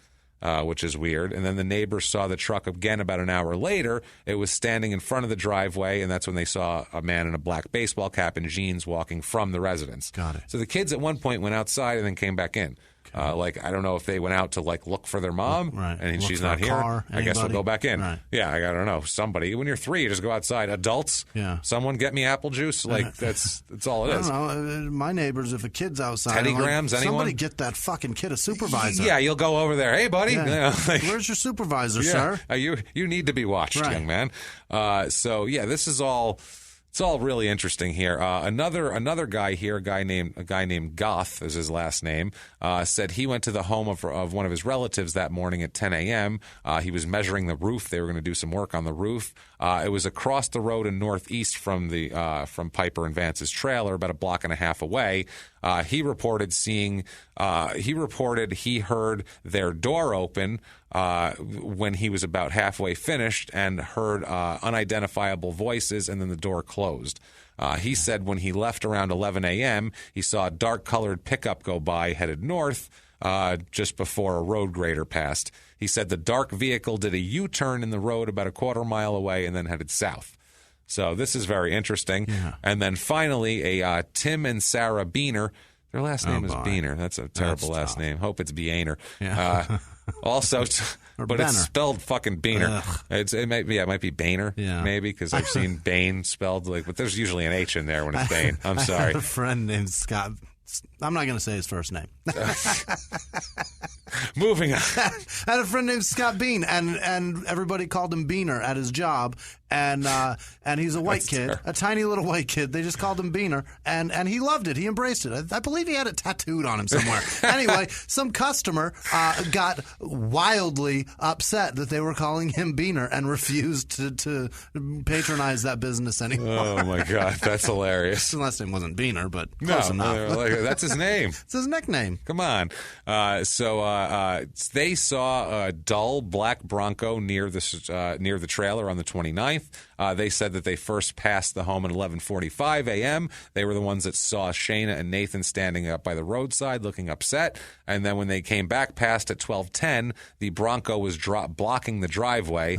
And that's when they also saw a man in a baseball cap and jeans. So everybody's that was the Beaners saw. The Beaners saw it all, man. Okay. So everybody's seen. There's a lot of consistencies here. Man, baseball cap, black Bronco. That's all beyond reproach. I think at that point, that's the boogeyman here. Now, so July 30th, the next day, the investigators contact Anderson and asked him to go to the police station to be interviewed, but they talked to him at home first, and we'll talk about that for a second here. In a second here, they talked to him for 8 hours of videotaped questioning. He said he admits to going to their trailer 4 days earlier. He has no alibi for the 29th whatsoever. He told them that he returned to the house that day. He does say he went there. Say. Well, yeah, because they said your truck was seen there. So he's like, so he does have the yeah, I went back there. He's got the Bronco. So he has a Bronco. Yeah. So he said he asked permission. He only went there to ask permission to use their archery range on their property, but no one answered the door, so he left. He said he doesn't know anything about Piper's whereabouts. I don't know shit about her. Yeah. Met her one. I don't know anything about it here. When they talked to him, They talked to him about a lot of different things. They talked to him about having a speech impediment when he was a child, which is a huge serial killer trope, which is an odd thing. Yeah, but that's a really fucked up thing to bring up. They talk about his whole history. Yeah. So whatever, how, do you have a normal child, a normal upbringing, whatever? Well, have a when I speech was a kid. Yeah. Well, they probably say, have you ever had any institutional whatever? And he said, I had speech therapy when I was a kid. Something like that, I assume, you ever is get how. bullied when you were a kid? Some shit like that. Yeah, exactly. He says but this conversation really, it gets deep. So who knows how it came up, because they talked to him about his speech impediment, also his professed love of anal sex, which he complained that his wife did not like. Why is he? Listen, guys. Why does the town know about that? Listen, everybody. Now, there's two things I need you to know about me. My name's Robert. Yep. I had a speech impediment, and I like anal sex. And I can't count. I can't count because that's 3.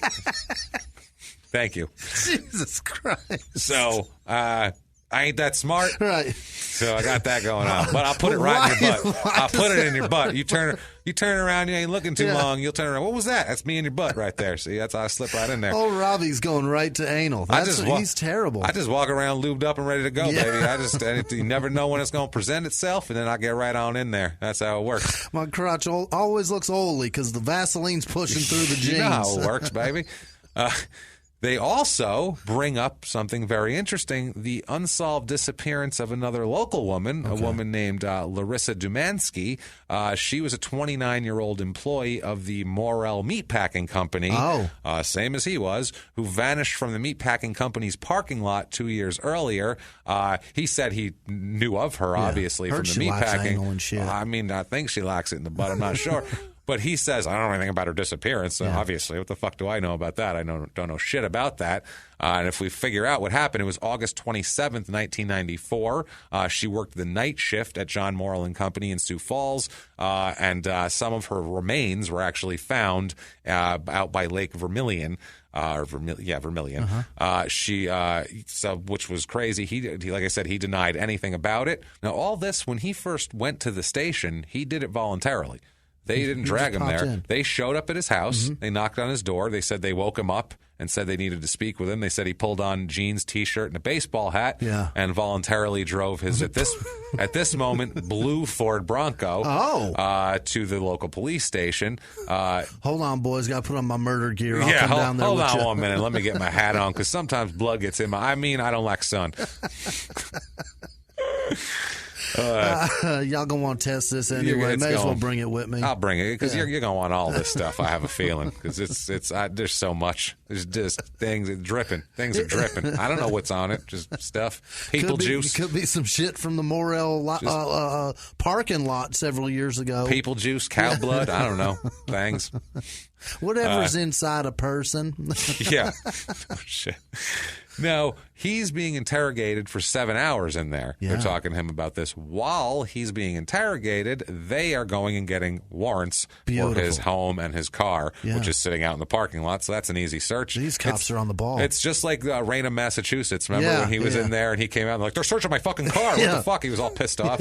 It was like, asshole, you're a murder suspect. Why do you think we have warrants and shit? Why do you think we stalled you for so long? Remember, what are you thinking? Remember when we went and got you McDonald's? Yeah. What the fuck you think we were doing? What do you think? We just wanted you to try the new fucking McDeluxe Arch, whatever the fuck they got? No. We were waking up a judge, you idiot. You wanted the new strawberry banana smoothies? Well, you're not having one. Enjoy your Neapolitan shake, you fuck. Dickheads. Think we haven't done this before? Jesus Christ. So they search everything here. Mm-hmm. One thing they do not find in this whole deal is Piper. Okay. They don't find Piper looking for him or looking through all this stuff here. A bunch of law enforcement officers, the DCI assistant director, everybody went to Anderson's house over here. They searched him. They searched everything. They searched his truck. They found several receipts for duct tape. For black water-based tempera paint, like just a spray-on, a flat spray paint, paint brushes and a bucket, most of which were purchased within a few days prior to Piper going missing. They suspected the paint was used to disguise as Bronco, obviously, and they ended up calling in experts to analyze the paint job. They took samples, and they found that the Bronco had been painted with the same material that was bought by him around the 29th. The paint was used. The paint was it was just like you could put it on and then wash it off. Wow. It was like a wash-off paint, like a dye, almost. So just you to could change the color for a minute. Yep, you could put it on, wash it off. Like so those Hot Wheels cars you used to dunk in water. Absolutely, and you drop them halfway, and you're like, look what I got. Look at this, I got a blue and a pink car. I painted it like a fucking Easter egg. What do you think of that shit? So that's what he was doing. He had an Easter egg Bronco. And he just fucking, this is like 94, 95, 96, between this guy and OJ. No wonder why they discontinued that fucking car. Jesus Christ. They're bringing it back, They are. They're like, everyone forgot about OJ, right? No, we didn't. No, we Every time I see a Bronco, I go, where you going, OJ? And it doesn't even have to be white. I know, you know it. I'm telling you. And it's funny because they announced it, and then the whole OJ 10-part series, they went, fuck! Fucking seriously? We're just going to get the sales back for these fucking sake, things. It's 20 fucking years ago. God damn it. Fuck. It's the original sport utility vehicle, God damn it. Fucking asshole this Everybody guy is. wants one of these. I'm glad the Bills lost 4 straight Super Bowls. I know he wasn't on the team, but he felt that. Fuck that guy. God damn it. He had a party. He had everything decked out in Bills shit. He deserves it. No shit. Oh, man. He had an Afghan on the fucking couch with the Bills logo on it. Fucking dick. What a piece of shit.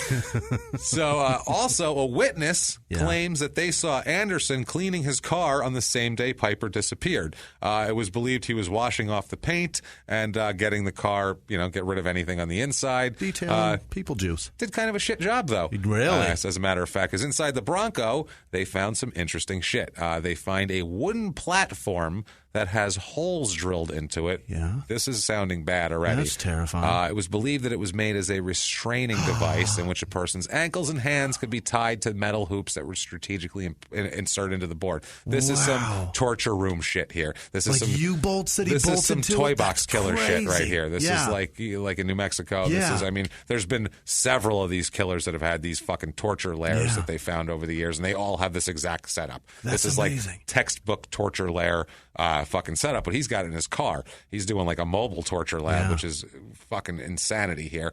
So the platform had been it's sized and made to perfectly fit into the back of his truck. Oh, what a dickhead. Like, this guy took measurements and went to Home Depot. Cut some shit. And was like, I'm going to build me a torture truck, which is...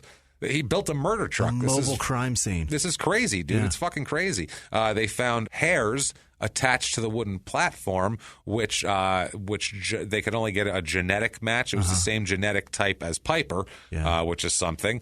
Also, they found a dirty shovel, furniture moving straps, weeds, a toolbox, and dog hairs similar to those made by the blonde lab at the Straley's trailer. They were all discovered in his truck.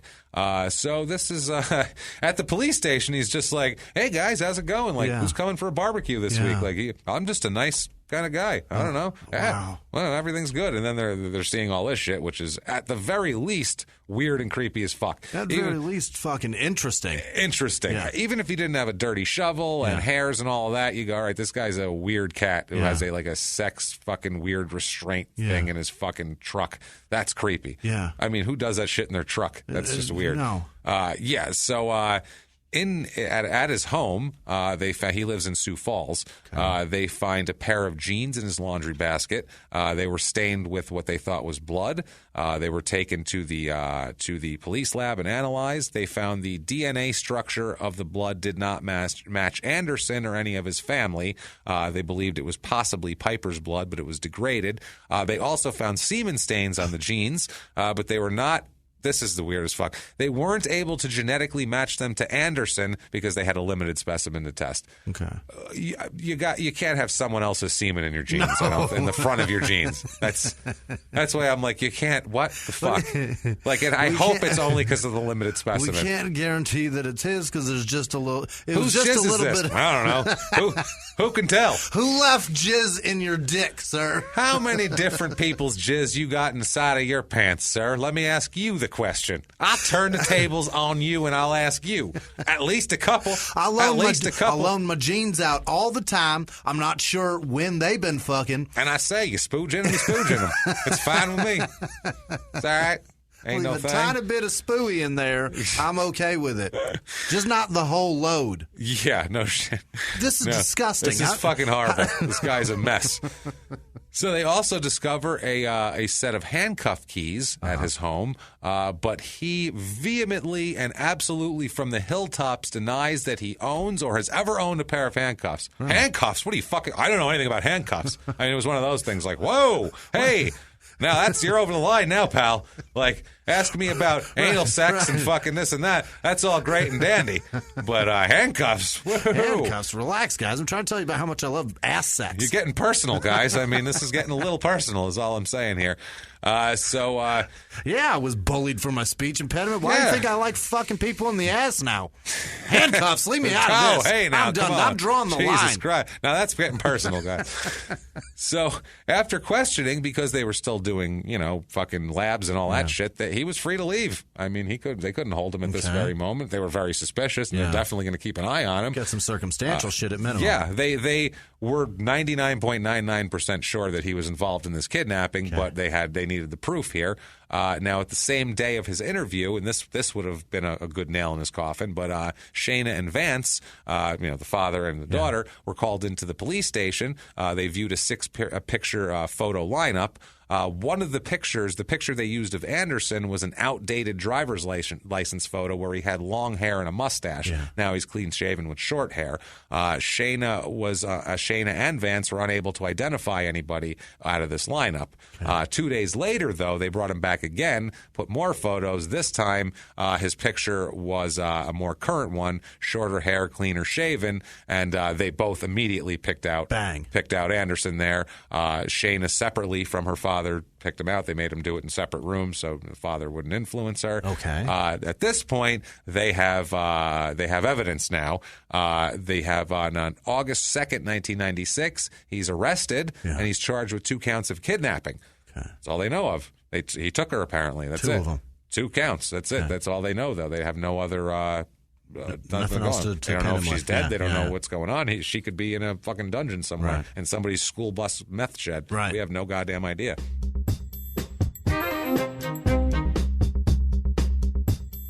Hey, everybody, just going to take a quick break from the show to tell you a little bit more about TrueCar. TrueCar.com. Here are some useful car tips you might not be aware of. Yeah. A coffee filter and a little bit of olive oil can clean your interior. That's handy. Removing excess weight from your car will improve your gas mileage. What? And you can place your key fob in your chin to increase its range. I did know that. Weird, right? That's weird stuff. I actually have heard that too. Well, here's another tip you might not know about. TrueCar also helps people get good used cars. That's true. They really do. I'm telling you that right now from personal experience because we bought a used car through TrueCar. Right. And it was a great experience. Found the car we wanted. Got it at a great price. It was at the dealership when I went there, ready to go. There it is. It was the best, easiest way I've ever bought a car in my life. TrueCar isn't just for buying new cars. With their certified dealer network and nationwide inventory of nearly 1 million used cars, you'll enjoy real pricing on actual inventory and a simpler buying experience, whether you buy new or used. And with TrueCar, users can see what others paid, so they know if they're getting a good deal before buying. They're also more likely to enjoy a faster buying experience by connecting with TrueCar certified dealers. When you're ready to buy a new or used car, check out TrueCar and enjoy a more confident car buying experience. Some features are not available in all states. Yeah, that's true. At TrueCar.com. And now back to the show.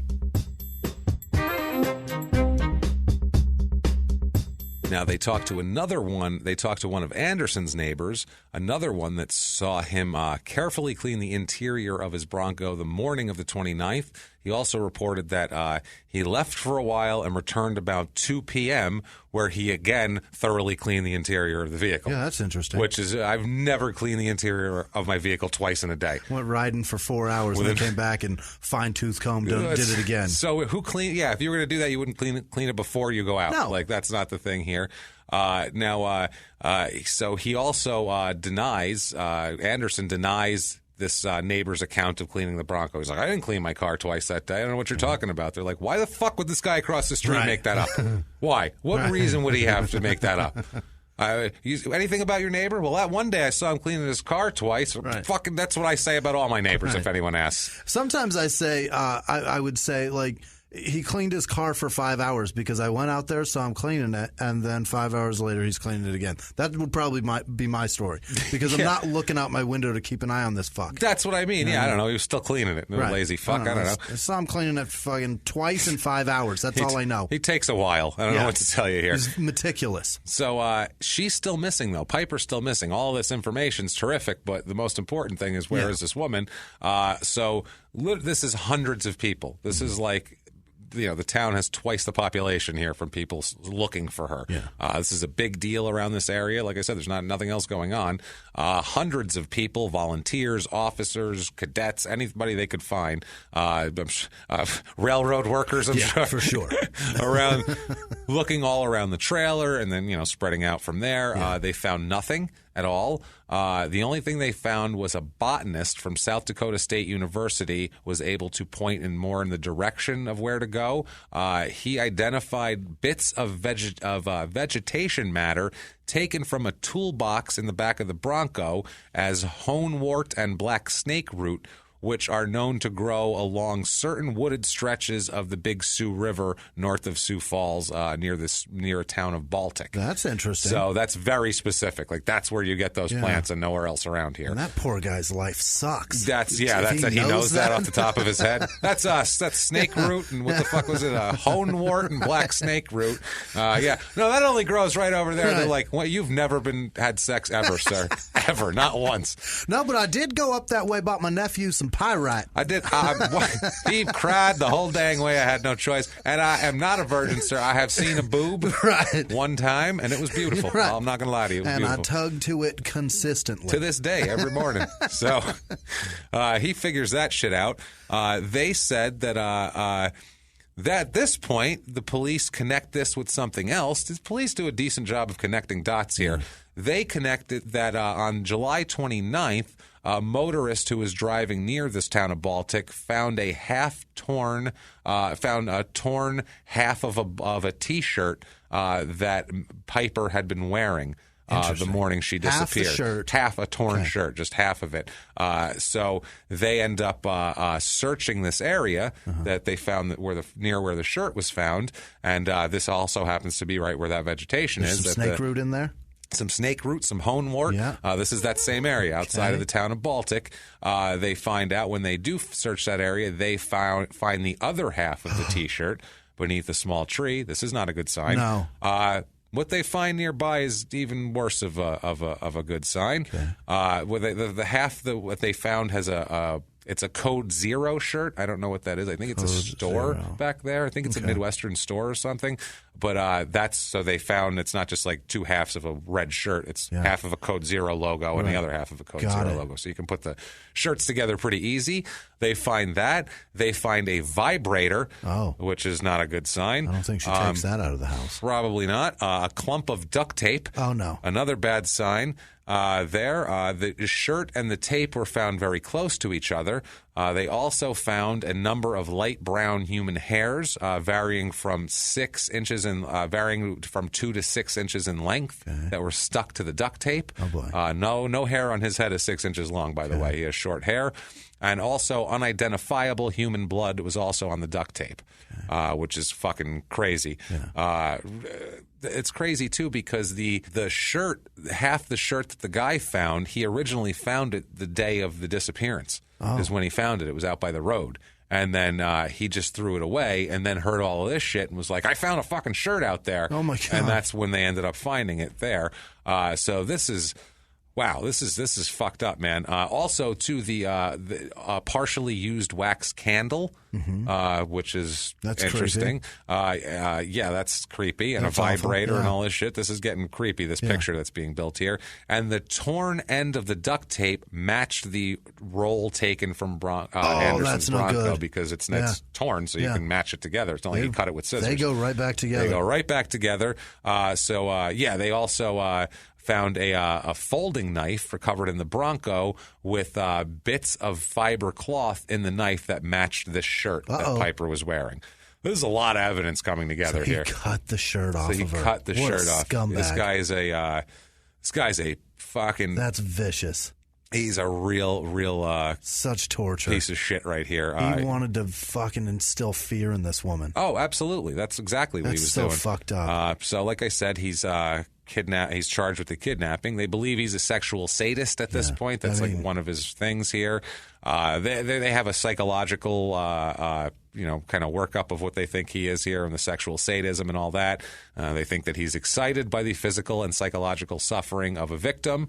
Their opinion is based on the factors here that he displayed an obvious interest in sexual bondage, which they call a hallmark of a sexual sadist. Also, just fucking some people have some kinky shit they're into, but generally not in the back of their Bronco and not with strangers who were ripped from their homes. With a 2x4 with fucking U-bolts in it. That's the thing here. They said represented by the restraints, the dildo, the candle, the eye bolts, the handcuff keys, the duct tape, the platform. There's a lot of evidence here that he's into that. Also, they said evidence found by investigators clearly indicated physical torture. They surmised that she was abducted, that Anderson probably drove her to this wooded area. He probably bound her to the platform, gagged her with duct tape, cut the shirt off of her, and then tortured her, they assume, with the candle and the dildo before he actually raped her. And they believed that he then murdered her and disposed of her body because, they couldn't find her. Now, like we said, he admitted to the police that he likes anal sex and shit like that, which it doesn't mean you're killing anybody at all. Plenty of people fucking dig anal sex. Force it on them. That's the thing. Right. Most people don't like it in a forcible fashion. Right. That's the difference. That's the part that makes you a fucking weirdo. That's where it's like, when she's begging you to stop and you keep going, that's when you're a dick. Yeah, I would say so. Right. So also, I guess no matter which hole you put it in, but even still. Either way, ask first is what we're saying. Ask first, and then much less problems later for everybody. So also, they said that sexual sadists like him habitually plan their crimes in much greater detail than other criminals do, because it's not just I'm going to get $50 from this thing. It's this is my fantasy. Yeah. So they sit here and think about this shit for hours every day of what they're going to do, and because that's what's getting them off. It's like, it's crazy. So, I mean, when those two things mix, it's very, very fucking gross. Bad here. Now, really bad thing here, one of Anderson's longtime friends, a guy named Jamie Hammer, he brings evidence forth here, which kind of opens up the profile on Anderson and what he's all about. He backs up all the sexually sadistic things and predatory behavior. Yeah. They learned from him that Piper was not his only victim. They also realize after Hammer knows this? Hammer knows this because we'll find out why he knows. So they also know if we didn't catch this fucking guy, this was going to get way worse. Ugly. Hammer said that as far back as high school, he knew of Anderson's obsession with torturing and murdering women. He said that that Hammer was intrigued by this idea as well. Yeah. These two are these like fucking weirdos talking about. I can't even imagine the conversation. What the fuck kind of conversation is that? I don't know. That's wow. Those what. I don't even know. What can your opinion of women possibly be if that's your conversation? When you're young, I mean, it's gross. Yeah. It's fucking terrible thoughts. Yeah, Hammer said that they often discussed which way they could pull this off and do this perfectly, commit the perfect crimes. They're tag team partners? It gets worse. Don't worry. Oh, Jesus. What do you think? He did this alone, Jimmy? God. Let's talk about this. There's so much here that hasn't been come out yet. Oh, my God. This isn't just like, then we had a trial and this happened. There's so much more happening right here, man. This keeps giving the story. I'm so uncomfortable. In a fucking bad way. Yeah. Their conversations progressed into more detailed fantasies, and they decided to plan some shit out, these two, at one point. They actually planned abducting a woman together. They said they got wheel poppers, they called them, I believe, like spike strips to pop your tires. Yeah. They did that, and they placed them on the road. They wait for somebody to drive by and pop their tires, and then they planned to attack. They were hoping, I guess, it was a woman who was by themselves, and they were planning on attacking them. Now, Anderson are actually already selected a victim. There's a woman who was 26 at the time named Amy Anderson. They're not cousins or anything. Okay.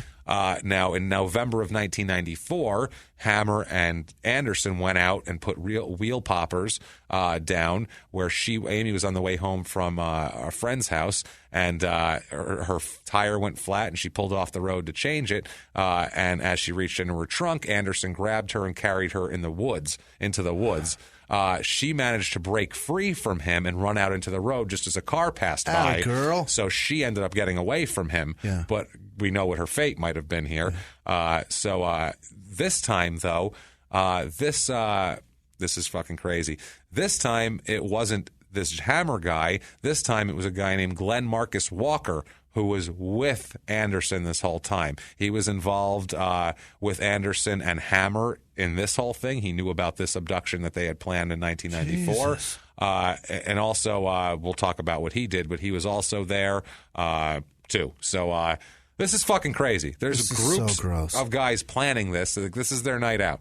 This isn't we're going to go out and we're going to play video games. We're going to get drunk and play video games. Play or we're poker going or something. Play poker. We're going to go out and do this. We're going to play then poker. We're going to the casino. We're going to. They're like, we're going to get. Yeah, we'll get spike strips, and then the tires will go flat, and then we'll fucking rape them in the woods and kill them. Who the fuck? I've never once had that conversation with anybody. I can't even imagine coming close to even thinking about that. We've all had the conversation of where can we find chicks, right? But to talk to and voluntarily, hopefully, do things with us. Right. That's it. It's generally a bar where I overpay for drinks, and then she tells me to go home. That's fucking ridiculous, man. But that's what they didn't want. They wanted something where they couldn't be told that because they're obviously guys that they're obviously not ladies' men here, obviously, because if you.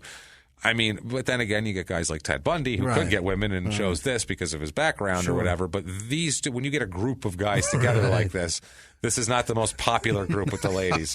They don't have to like drop their girlfriends off before they go do some shit like this. They're generally dudes that are pieces of shit at home and don't have a stable life, and it's because they can't figure it out and can't function. They've got to go take it out on women that they deem it's their fault. That's exactly what it is. It's fucking crazy, and that's gross. Clearly with these guys all. But for in a small area, for these guys to find each other, for 3 guys, think about that. It's a town of 621 people. I mean, they were in Sioux Falls, but still, it's not that big of a place. And for 3 guys to all be interested in this? Because you would think, like, if you're in a huge city, if you're in L.A. or Chicago or something, there'd be hundreds of guys in packs together walking around doing this. Like, if you know what I mean? Like, if all was equal, hundreds, like 300 guys at once looking for. Okay, where's the tire strip? We're gonna fucking get some. Yeah, let's rape this one. Like they would have to pick out hundreds of girls. It wouldn't be enough. There's probably a bar called the Tire Popper where all these guys just show up and meet.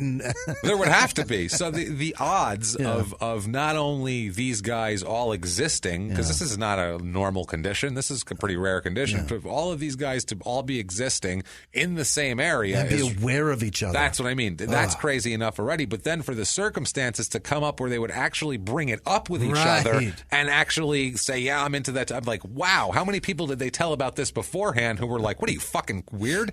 Jesus, dude. How does society that they live in normalize it enough to where he can actually just blurt that out? Because this isn't the first person he told. That's what I'm saying. There had to have been a bunch of people before him who were like, what? You're not going to be my friend again. You're into what? Yeah, you're not going to like this porn then. I'm going to take this home with me. This is pretty normal shit. Yeah. She's enjoying this. She's alive afterwards, so I don't think you're going to like it. I'm going to take it home here. Right. Like that, dude. Fuck, man. Jesus fucking Christ. And how many friends did he tell it to that just eventually were like, "Don't call him again"? Yeah, no, baby, no, don't, no. Dude, I don't want him coming over to watch football with me. Weird. Yeah, that dude is super fucking weird. I'm gonna go over to the people with the church pews in the front yard. They're way more normal. Remember we went on that beer run last week? You should have seen the plank of wood and the U-bolts bolted into it. He's got U-bolts. He's got handcuffs. He's got fucking shackles back there. There's tools and knives. He's talking about butt sex. I saw a dildo. I'm not gonna lie. When you add dildo and restraint platform together, shit gets strange. The restraint platform had fucking melted candle wax all over it. I don't like the way this shit looks. Something's weird. But these guys keep were our like, kids away from him. These guys were like, you too? You know when you're a kid, if you're into like a band that not everybody likes, and someone like mentions something, you're like, oh, you like them too, and everyone's like, yeah, that's what these guys did. They were like, you like, oh, wow. I've been dying to torture a woman and rape her, too. How big's your dildo? Whoa, this is amazing. No, let's totally do it. Let's do it this weekend, obviously. We got to do this. Like, let's plan it out. I got a tire popper in my trunk. I got tire poppers. Right. Cool, you got dildos. Let's do this. I mean, what the fuck is wrong with these people? It's hammer time and or this some shit like that. Fucking, this exists. And happens. Yeah.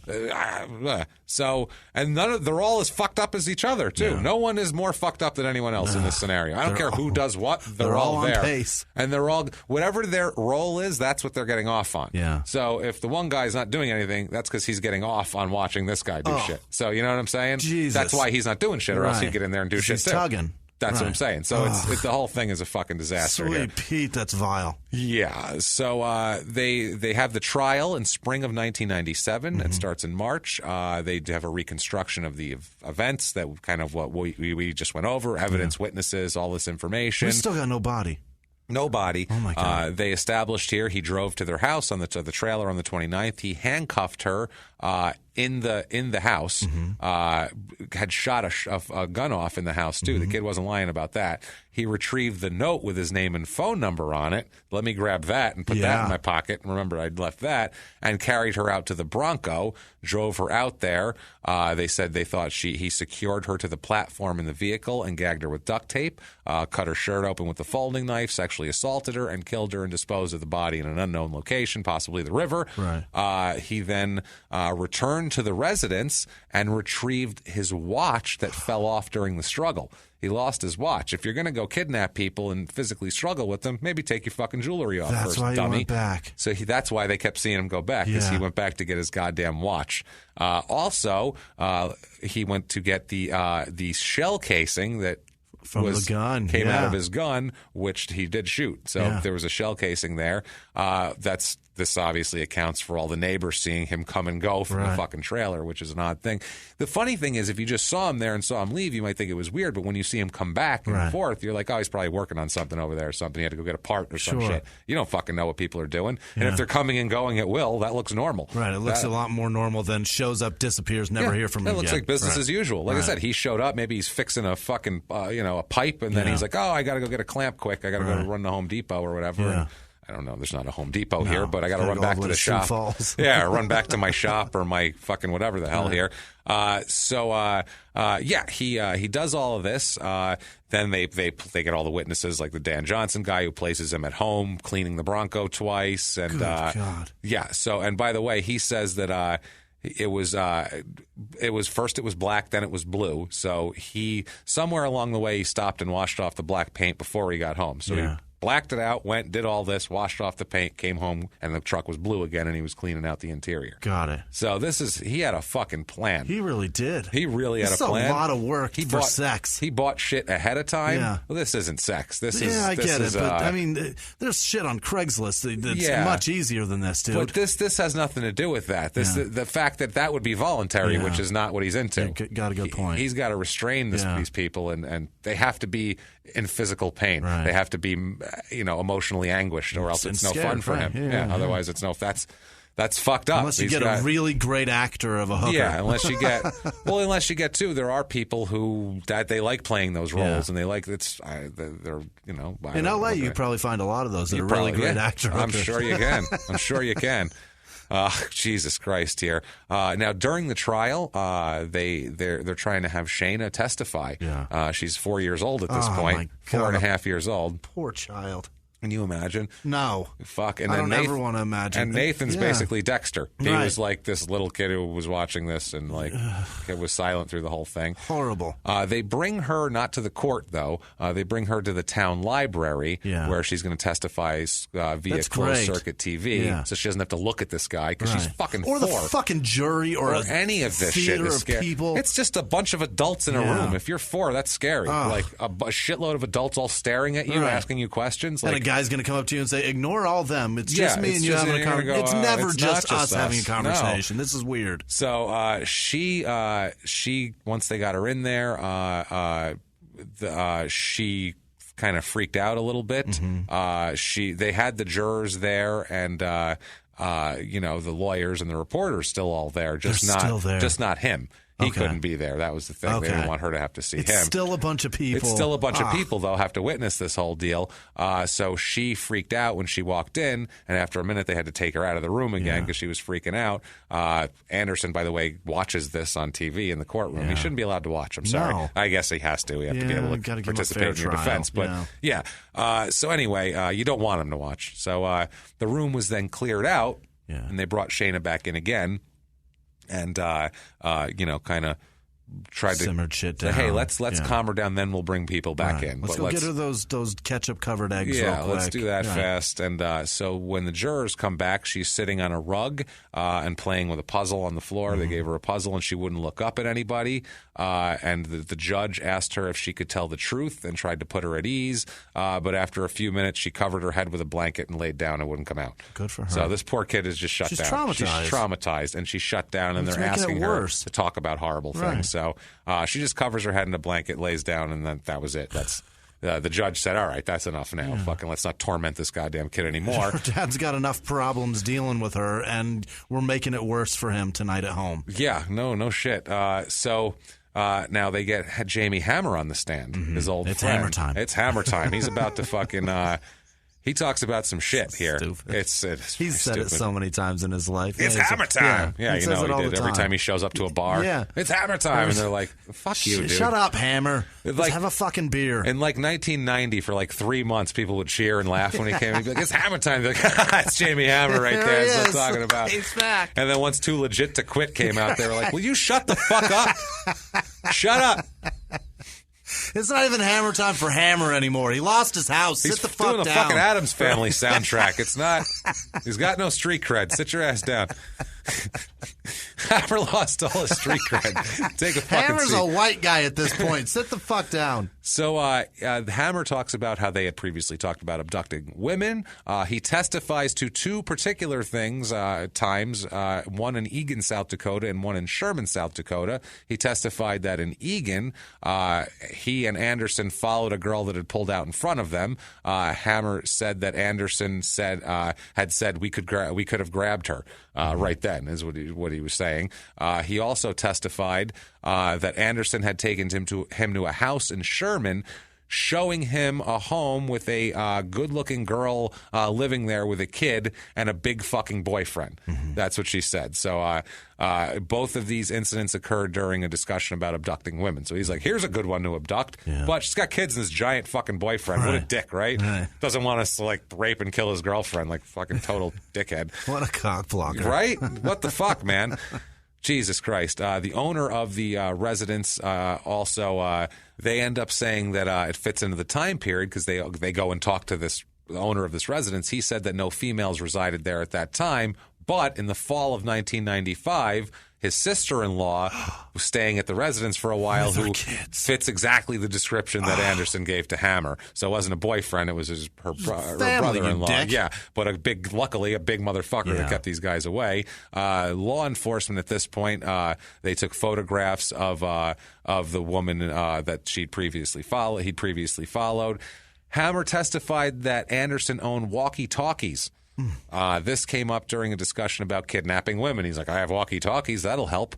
And also, evidence seized from his Bronco included a walkie-talkie. Jesus. Indeed, also with the shovel with the fresh dirt and the handcuffs and the handcuff that go in the restraint thing, and then handcuff keys that don't go to anything with a key ring. It was, by the way, the handcuff key was on the key ring with his vehicle keys, so he couldn't be like, I don't know what the fuck that is. Maybe you put it on your keychain, which he had to get your fingernail in there and dig under, and it's not easy. You really had to try to get it in there. You gotta want that shit. Is what I'm getting at, to put a key on, especially a tiny key on a keychain, one of those little lock ones. Yeah, no. They said that Anderson and him discussed several ways of abducting women, one of which involved the use of walkie-talkies.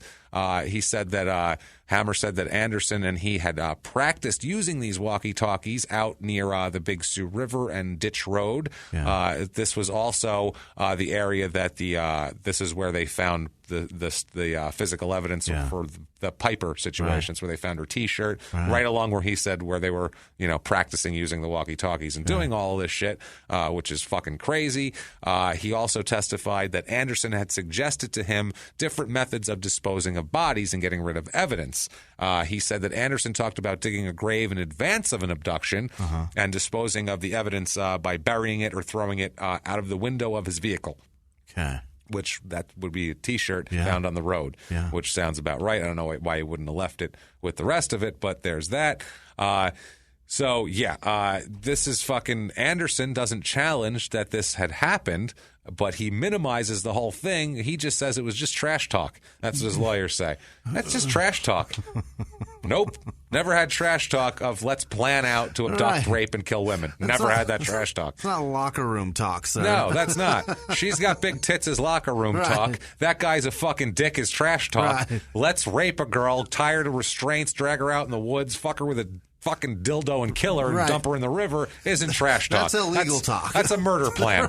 You just that's a murder plot. That's conspiracy to commit that's murder. Exactly what that is. Whether you do it or not, that's conspiracy right there. He doesn't. He just says that that whatever, he tries to fight it, but it doesn't work. They end up letting this in. In the end, the evidence is they end up calling elevated trash talk. Which is interesting. Yeah. Elevated trash talk is calling somebody's mom a whore. You know what I mean? That's elevated trash talk. Not elevated trash talk. Is anything that is the punishment for it is getting your ass kicked. That's it. Talk of raping a woman is not getting. That's like fucking prison time. Is what that is. Prison time or beating you within an inch of your life. That's a felony, sir. That's what that is. Turns into a felony, mister. So. A little different. Ridiculous. So May 8th, 1997, the jury, this is verdict day, the jury deliberates, and they find him guilty of kidnapping on Piper. No one is satisfied here with this whole thing. No. Everybody's pissed off about it. He'll end up being sentenced to life in prison for this. For kidnapping, because they gave him the max because they think he killed her and just didn't find it. Yeah. So... he's super pissed. Anderson, he complained in the courtroom after the verdict that he was an innocent victim of vindictive prosecution. He told the prosecutor, quote, "I hope you rot in hell," from across the court. Samesies, bro. Fucking samesies. This is great. So the prosecutor said, "I might, but it won't be because I convicted Robert Anderson." Eat dicks, pal. Have a good one. It's a great fucking line. I might go to hell, but not because of you, asshole. Not because of this case, sir. That's right, motherfucker, which is, I love it, man. Yeah. I might go the other way. They might forgive me because of everything else I did. Exactly. Just based on this shit. It's all good, brother. So, I'm back down. I'm like, I just got myself to even right now. I'm good now. You cleared my debit account. This is beautiful. So... the attorney, he's pissed too, the prosecutor, because he's mad that it wasn't a murder charge that he could have put him in the death chamber for. So he said, quote, "Sooner or later he'll face a homicide charge." Good. So he's hoping that. I mean, we got a long time to figure it out. We got plenty of time. Let's figure it out. He, of course, appeals this. The first appeal is about the competency of Shayna. This is a big deal. He argues that Shayna is a minor and she's not competent to testify because at the time of Piper's disappearance, Shayna was only 3 years and 11 months old, and she refused to testify. He says that he was prejudiced because of her failure to testify led to her admission of a statement that she made, which he calls inadmissible hearsay. Well, not him, but his attorneys. He called he doesn't know that little shit said some things I don't fucking like. That's what he said, and they said, inadmissible hearsay. She said it clearer than I did when I was 4. That ain't fair. That ain't fair. She's smarter. They said that the appeals court says the determination of whether a witness is competent to testify is at the trial court's discretion. Right. Before the testimony was to be received, they did an in-camera hearing to determine whether she was competent.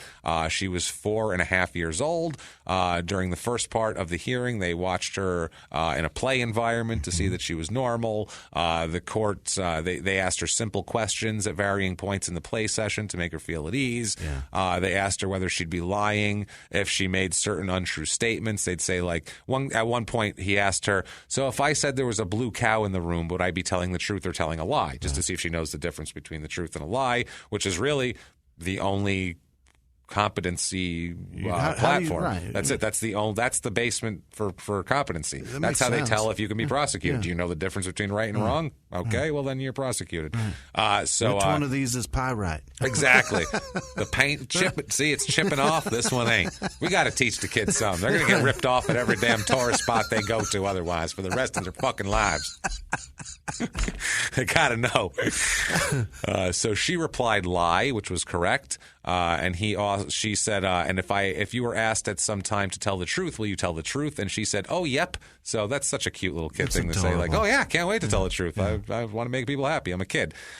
So they did the competency hearing with this whole thing. They said that she was able to recall quite accurately and was a typical communicator for her age. She wasn't behind or anything like that. They said that the defense counsel suggested that kids her age are unreliable reporters of events, but they disagreed. Yeah. They said, quote, 3-year-olds can relate information, personal experiences. It may not be logical, but they can certainly relate what happened to them. Which makes sense. Yeah. They'll tell you what happened. It's just spread over a weird timeline, like we said. I don't know, man. When Presley was 3, she fucked me over a few times just by me going, don't tell your mom about this. And then right when we get home, fucking, Mom, guess what Dad did? Because they're truthful. Shut up, you shit. They're truthful. That's the thing. They're totally truthful. They can't lie. And that's the other thing about it that they say. So at the end of it, they said that she was competent. Mm-hmm. She had the ability to recollect certain things. They found that she remembered she picked out, I guess there was they had a play thing. They found she picked out the right color jelly bean each time she was identified to ask a certain color. So they found out that she remembered about the jelly beans. She remembered that they asked her to pick out more black jelly beans than any other jelly beans. Yeah. Like stuff like that. So she remembered, she was able to put shit together and tell you about them. Show us that you know what color black is. Yeah, and that you can say, oh, that was more than this. Right. This happened more times than that. They're just trying to see what she can discern. Pick out the yucky jelly bean. Exactly. Yeah, that's exactly it. Finally, the ability of her to tell the truth. They found that she was of sufficient age that any testimony she would give would be to the best of her ability and remembrances, which is just the same standard as an adult. So fuck it, put her up there. Now he argues that, and the cops and the appeals court says, nope, kid was fine, fuck you. Then he argues his motion to suppress, derived from his interview with the police, should have been granted because he claims he requested and was denied an attorney. He says he was in custody and therefore entitled to Miranda warnings, but that's a huge gray area we know about, whether you're in custody, quote unquote, or whether you're just being questioned. Right. Usually it depends on the state, and there's different federal things, but usually when a person's as soon as they become, it has to be like they'll determine whether in a cop's mind that person was a suspect. Right. As soon as they become a suspect and not a witness in a cop's mind, that's when they're supposed to Mirandize people. So there's a gray area there. There's also a moment, too, like if he shows up on his own recognizance, that's all the that other shit thing. is... They didn't drag him there. No, you're just volunteering everything at this point. And they said the trial court found that his statements were voluntary and the interview was non-custodial. Right. The trial court found during the first 55 pages of the interview transcript that he wasn't in custody. He was told he wasn't in custody, and his statements were freely and voluntarily made. They also found no time prior to the transcript did he withdraw his consent to be interviewed. No time in 55 pages did he ask to leave. Yeah. Nothing like that. The only times he would say, he's asked, do I need a lawyer? Which they say all the time. You have to say whether you want one. Right. They found out also only certain references. They said that the exception of one statement pertaining to blue jeans Anderson was wearing, that's the one thing that was suppressed. Other than that, the trial court found within the first 55 pages only certain references to polygraph examinations were inadmissible. The rest of it wasn't. Okay. So they're saying that your statements are fine. Everything you said is you can't walk into a police station and start talking and expect that shit not to be held against you. What kind of idiot? Don't fucking talk to the cops if you're doing bad shit. That's what it is. That's it. And that's it. They said the only relevant inquiry is how a reasonable man in the suspect's position would have understood his situation. Mm-hmm. And they said They told him they thought he may have some information regarding the missing woman. And they said, quote, an officer's knowledge or belief may bear upon the custody issue as if they are conveyed by word or deed to the individual being questioned. Those beliefs are relevant only to the extent they would affect how a reasonable person in the position of the individual being questioned would gauge the breadth of his or her, quote, freedom of action. Translation from legal to English is denied, eat dicks, mister. Take a fucking hike. Back to your cell. Back to your cell with you. Speaking of cells, August 26, 1997, there's some new info from a cellmate, as a matter of fact, a Jeremy Brunner. Brunner here, a little background on him. He claims, this is a rural South Dakota man, by the way, he claims that he was a Detroit street gang member as a teenager with a nickname of Kilo. I like him already. He says he's been a drug user and seller since his youth, and he's a member of the Detroit Crips. Oh, boy. Is what he says. He's a bad man. He's a bad man. You don't fuck with a gangster from Detroit. Later on, though, he says he circulated rap sheets in prison that made him sound more violent than he was, so other inmates would leave him alone. He fabricated some fucking background. Maybe he's not as badass as I thought. I don't think so. I think he said, white people in South Dakota will be afraid of Detroit. That's a good one. Can I keep my Tiger's hat? Perfect. There we go. Walk around looking like Magnum P.I. with a Tiger's hat on. Everyone thinks I'm selling drugs. Perfect. So these two men, Brunner shared a prison cell with Anderson for 8 days in August 96. They talked about Piper. They also talked about Larissa Demansky. Remember her? Yeah. They also talked about her. So a little bit about Larissa Demansky. We found out what happened to her. She was 29 at the time. She had moved from the Ukraine. She was a Ukrainian immigrant. Working at the Hormel meatpacking, the night shift. Not the John Morrell meatpacking. The gross one. So, it might as well be Carl Budding, for Christ's sake. The cheap shit. So this poor girl. Her and her husband Bill moved from the Ukraine. To South Dakota. They were going to have a new life. They both began working at the meat plant. Eventually, he found a better job, which I bet he wished he hadn't, because he probably would have been leaving work with his wife. Right. But she remained at the company, and she was working the night shift at a meat packing plant in Sioux Falls. How shitty is the Ukraine? Let me ask you that. The Ukraine must be so terrible if these people are psyched to work in the overnight meatpacking plant shift in fucking South Dakota here. Wow. Smells like death in there all day. Yeah. She befriended the night maintenance man. By the way, he was the night maintenance man which at a meatpacking plant. But she befriended him because fewer people worked at night. Right. And you talk to people, and he's a scumbag, so he's obviously going to talk to her. Now, also, they talk about how Anderson confided a lot of his fantasies to Glenn Walker, the whole deal. He said, this is what Anderson told Brunner, that, him and Glenn Walker, they've been working on this for a while. This is a project they had here. They wanted to experience what it would be like to abduct a woman and then kill her. So they devised an elaborate plan to kidnap Larissa. Okay, Anderson stalked her for several months. Demansky, several months. He ended up Anderson and Walker put wheel poppers in the road again to damage her tires and hoping to abduct her when she stopped, but her tires popped. And her tire, she went over, her tires popped, but she didn't stop the car. I'm getting this shit home. She kept going till she wasn't in an isolated area. She was smart. She kept going till she got to an area with stores and shit where there was other people around, because she's not a fucking idiot. Right. Because she's from the Ukraine. She's from the Ukraine. Where shit like that happens all the time. Yeah. She's like, wheel poppers, they take you. They try to rape me in woods. I not have it. They will not get me. Will not rape me in woods. No, I drive. So she's going. She's a smart woman here. So they didn't abduct her then because she wasn't in an isolated area and they didn't want to get caught. So they said, all right, plan fucking B here. So plan B is a lot less, complicated, really. She was leaving work in the parking lot, and he ran up to her at knife point and ordered her into the vehicle. That's not real sophisticated there.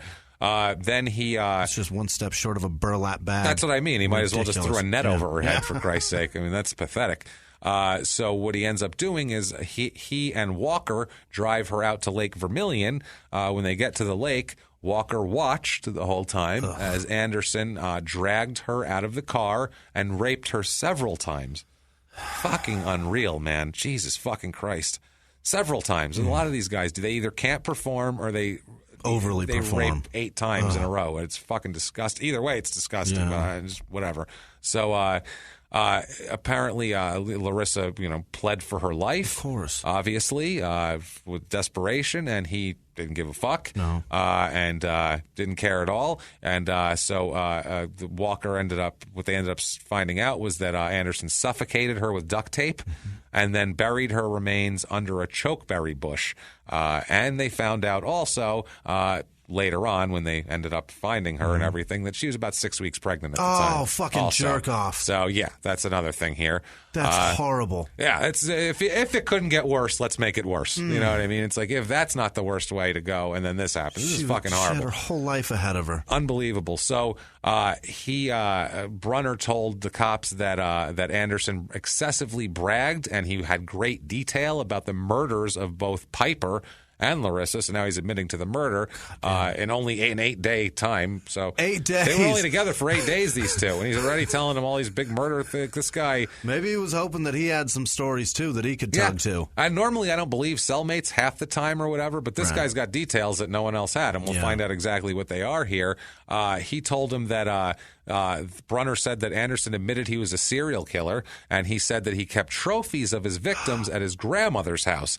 He even told Brunner the exact location of the items, which are, we'll find out how it ended up being found later, but later on they were found exactly where Brunner said they would be found. Oh, shit. Tucked between the ceiling and the wall of Anderson's grandmother's basement. Gross. What they find down there is his trophies, including a ring and a necklace, Piper's wedding ring, and a necklace belonging to Larissa, as well as a gun that belongs to Anderson that nobody knew he had also.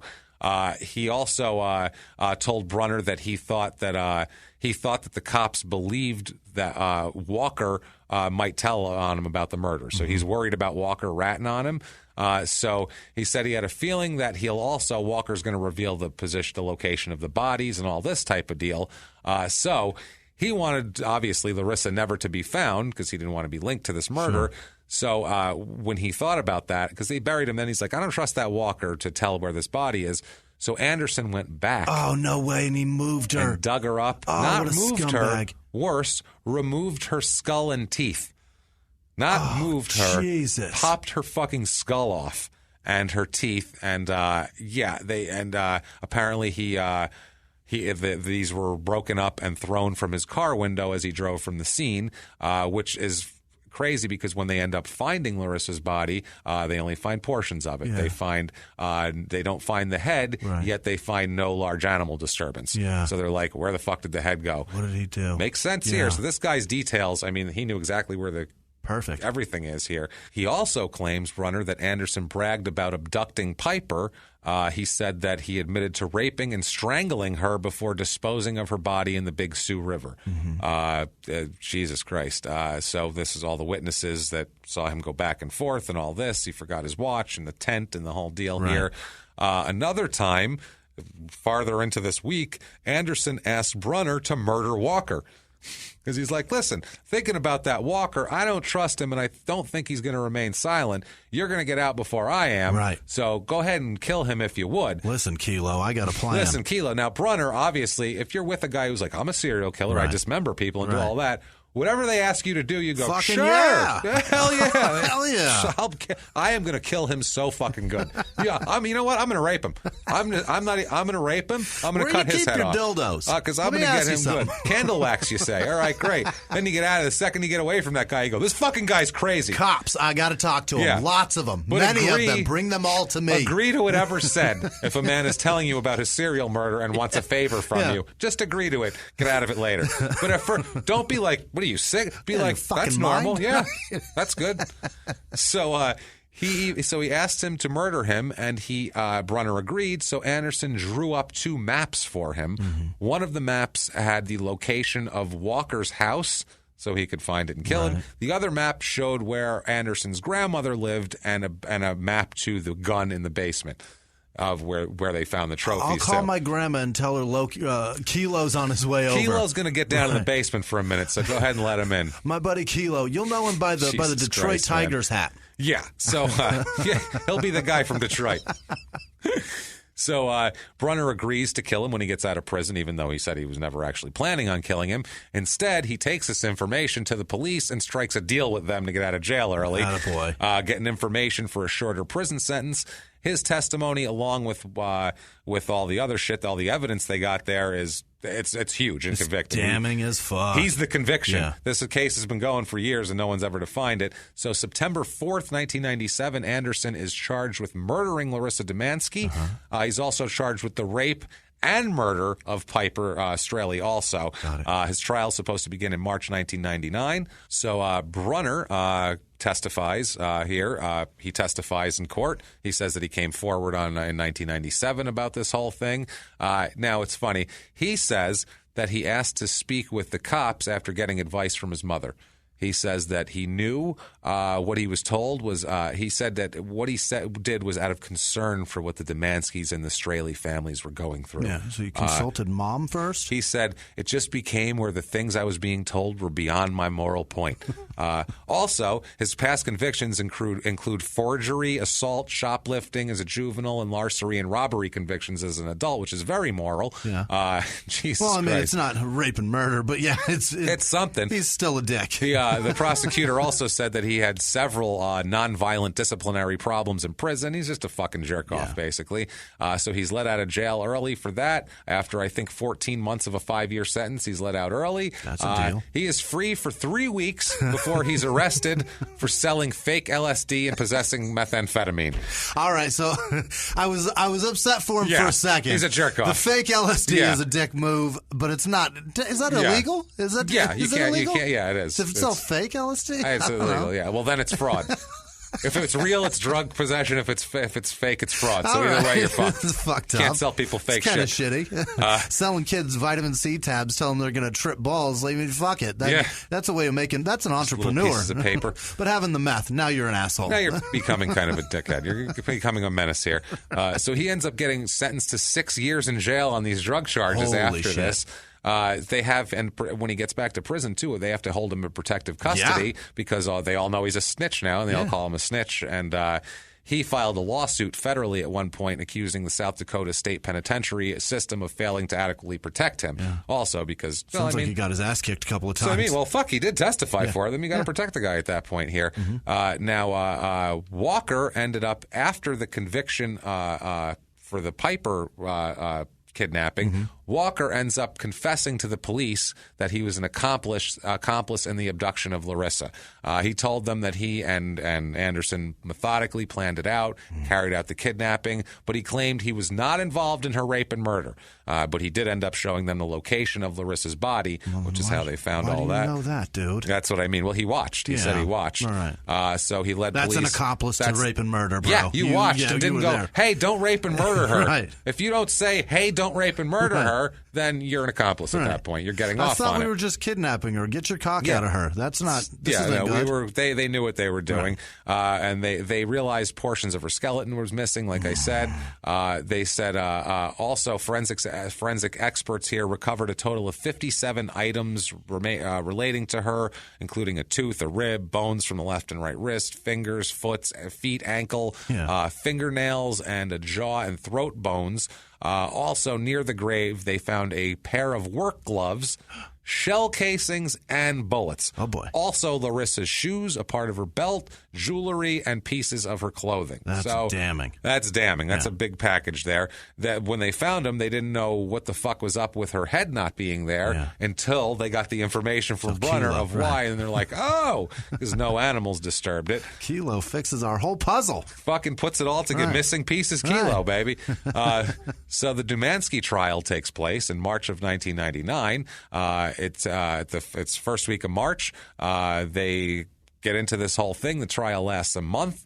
the judge, Tim Dallas Tucker. That's a tough judge. His middle name is Dallas. Yeah. Jesus Christ.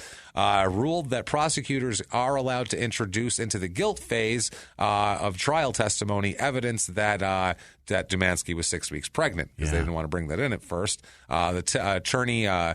Chief Deputy Attorney General, that's a lot of titles, Larry Long, argued that it would show an element of torture because Dumansky was under additional mental anguish. Yeah. And Long said also because it affected her husband also more that way.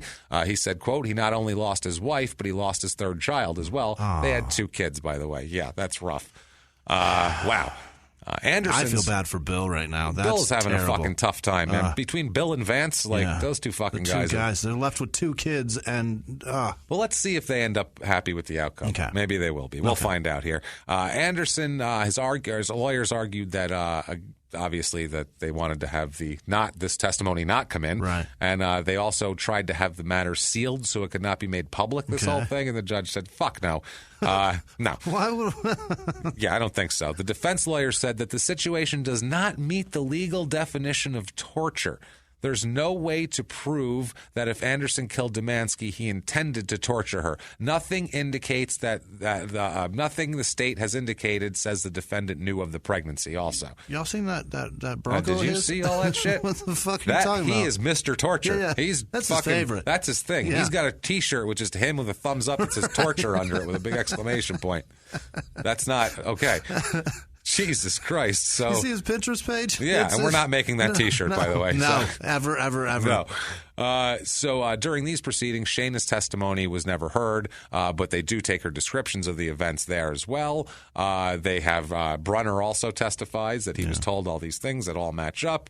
Evidence is fucking a mountain of it's overwhelming. Accomplice, a witness saying that exactly what he told him, everything matches up. Right. He's got her fucking necklace. It's a disaster. Anderson's got to be losing his mind. I would say so. March 23rd, 1999, Brenner testifies about everything we talked about.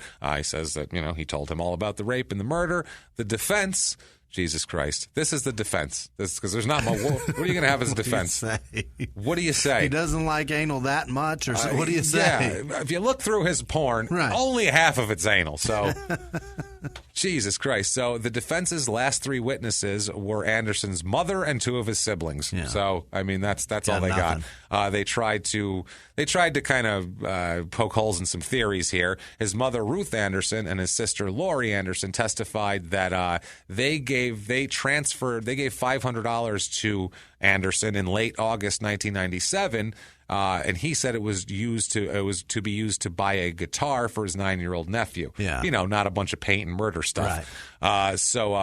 The Lori said about her son, about Rob's relationship with her son, quote, Rob was a father figure for Andy. Okay. That's a shit father figure right there. You're not kidding. Now, Brunner said that that's not true at all. Brunner said he actually heard about the $500 from him in the cell, and he testified that the $500 was what he asked Anderson for as a down payment to murder, to find somebody to murder Glenn Marcus Walker. So he said, get $500 because he thought that would just stall him for a couple of days. So he was like, $500, I can get a down payment. That's where the $500 came in. It's at the exact time. Walker, obviously, he's also charged with murder, I meant to tell you.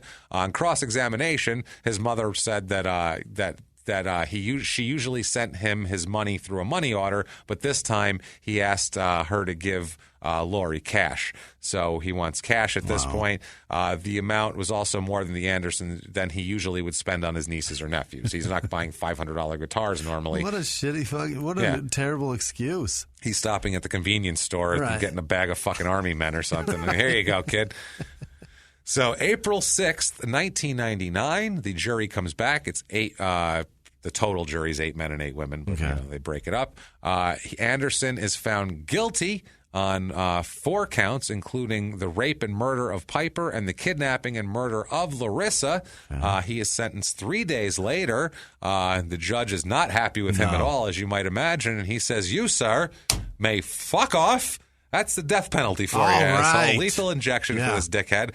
And if anybody we're weird about the death penalty. Yeah. We're not real into it. But if anybody deserves to fucking die, it's this guy. Anything to keep him from ever anything. possibly getting out. And he's the type of guy you just want a guy like that to know that we're going to fucking kill you. It just shouldn't be this way. They should let they should let fucking Bill and Vance have a crack at this fucking guy. Oh my God, they could do it. He'd do some Ukrainian justice on that son, and Vance will get biblical on that ass. So this is going to get crazy. It'd be some old school shit. Make him drag across while they cut his teeth out. Fuck yeah. So the judge reads the death penalty for Demansky's murder. Both families erupt into applause. They literally celebrated until the judge stopped them from celebrating. They were like dancing and shit. When he read the death penalty for Piper's murder, Bill Demansky and Vance hugged each other. That's nice. They were together. He calls Bill said some nice words about his wife. He calls his marriage to Larissa a honeymoon that didn't end. Vance said that Piper was the love of his life. He said that this man, Robert Leroy Anderson, stole it all, but he can't steal or hide the pain he put Piper and Larissa through. He says, I bet she was wondering out there on that field whether anybody would ever know what I'm going through. He said that's the reason she was killed, so nobody would know what was happening to her. Yeah, I would say so. This is fucking nuts, man. So Vance ends up saying, quote, unfortunately, the loss of my wife, Piper, was part of the equation and formula for Bill's answer also. It all adds up to the death penalty here. They say the children say, yes, our mama finally got justice. He says that I can tell Shayna, who that was Demansky's daughter, I can tell Shayna, who's a very intuitive little girl at the age of 6, no longer is he not only behind bars to never come out, but he also is destined to be punished for what he's done to her mother. So he's happy that he can tell his daughter that this guy's never going to get out and come after her, which is, I'm sure, what as a child you would be scared of. Or at least one less. At least one less asshole out there. They tried to put something positive on it. The Attorney General's office created the Strail Demansky Children's Fund, and the donations there will be divided among the children for their college fund or whatever cause the family wants to use it for. They're very happy. They publicly thanked Brunner for testifying for him. Straley's parents. And then they said, stop selling meth, asshole. Stop selling meth. By the way, got any of that acid? Is it real this time? Because I like to trip. I like don't get me wrong here. Come on now. Strelly's parents, John and Jean Potts, that's Piper's mom and dad, continue to talk. They correspond with Brunner. Jean Potts said in an interview, quote, he was a real blessing to us for sure. And then she said, Jeremy sent us a picture he painted of Christ. He has some real talent in that. He's been a good boy. We talked to his mom and reassure her that we really love him for what he did. We're thankful he is going to get out. We're shocked to hear that he won't be getting out as soon. Well, he's selling meth, so that's what happens when you sell meth. Don't be so shocked. He's a fucking criminal. They're not mutually exclusive. No. Testifying and murder and selling meth. You can do both. So you know how it happens. Now, Walker, as we know of, or his sick, just as fucking sick as him. Right, he's just as guilty. He's, if not fucking, it's almost creepier to sit and watch it. Like, he's not even experiencing, he's getting off on someone else. Ugh. Anyway, he is tried for his crimes in March of 2000. He pleads, though, he's a little smarter. He pleads guilty to attempted kidnapping of Amy Anderson, who was that first one, accessory to kidnapping and first-degree murder, and conspiracy to kidnap Larissa Demansky. He receives a total of 30 consecutive years in prison in the South Dakota State Penitentiary. That is not enough, 30 years. Not even close to enough right there for what the fuck he did. In 1997, he got that? He got that in 2000, March of 2000. January 2002, Anderson files for a death sentence appeal with the South Dakota Supreme Court. His lawyers presented 18 issues, and a lot of this is the same issues from before. Shayna not being able to testify, yada, yada, yada. Some of the arguments raised included a secret deal between prosecutors and Jamie Hammer in exchange for testimony. Yeah, that's what prosecutors fucking do. Still true, everything you did. That's the thing. It's all backed up with evidence. So it's not like, here's a guy with uncorroborated bullshit. It's like, well, we checked his story and it fucking checks out. What do you want? Can we get an APB out on Jamie and keep an eye on that motherfucker the rest of his life? Like, forever keep an eye on him. Jamie Hammer, Once in a while, pull that dick over. He was into this shit. Oh, fucking never mind pull him over. Let's get him a minder. And have him pee in a cup every couple of weeks. I want a guy handcuffed to him like he's the fucking Nuclear Secrets, man. I want him to be the nuclear football. That's Seriously, what I want. yeah. Just someone handcuffed. Somebody jam the nuclear football up his ass and always have him with them. Yeah. Because he needs a specific job and it needs to not be around anybody and always fucking monitored. And always monitored. Now, also, you want to get real mad at Anderson here. One of his things here is he complained that he wasn't tried separately for the abduction and murder of Larissa. He's like, that's bullshit. Those should have been 2 separate trials. How are you going to have those together?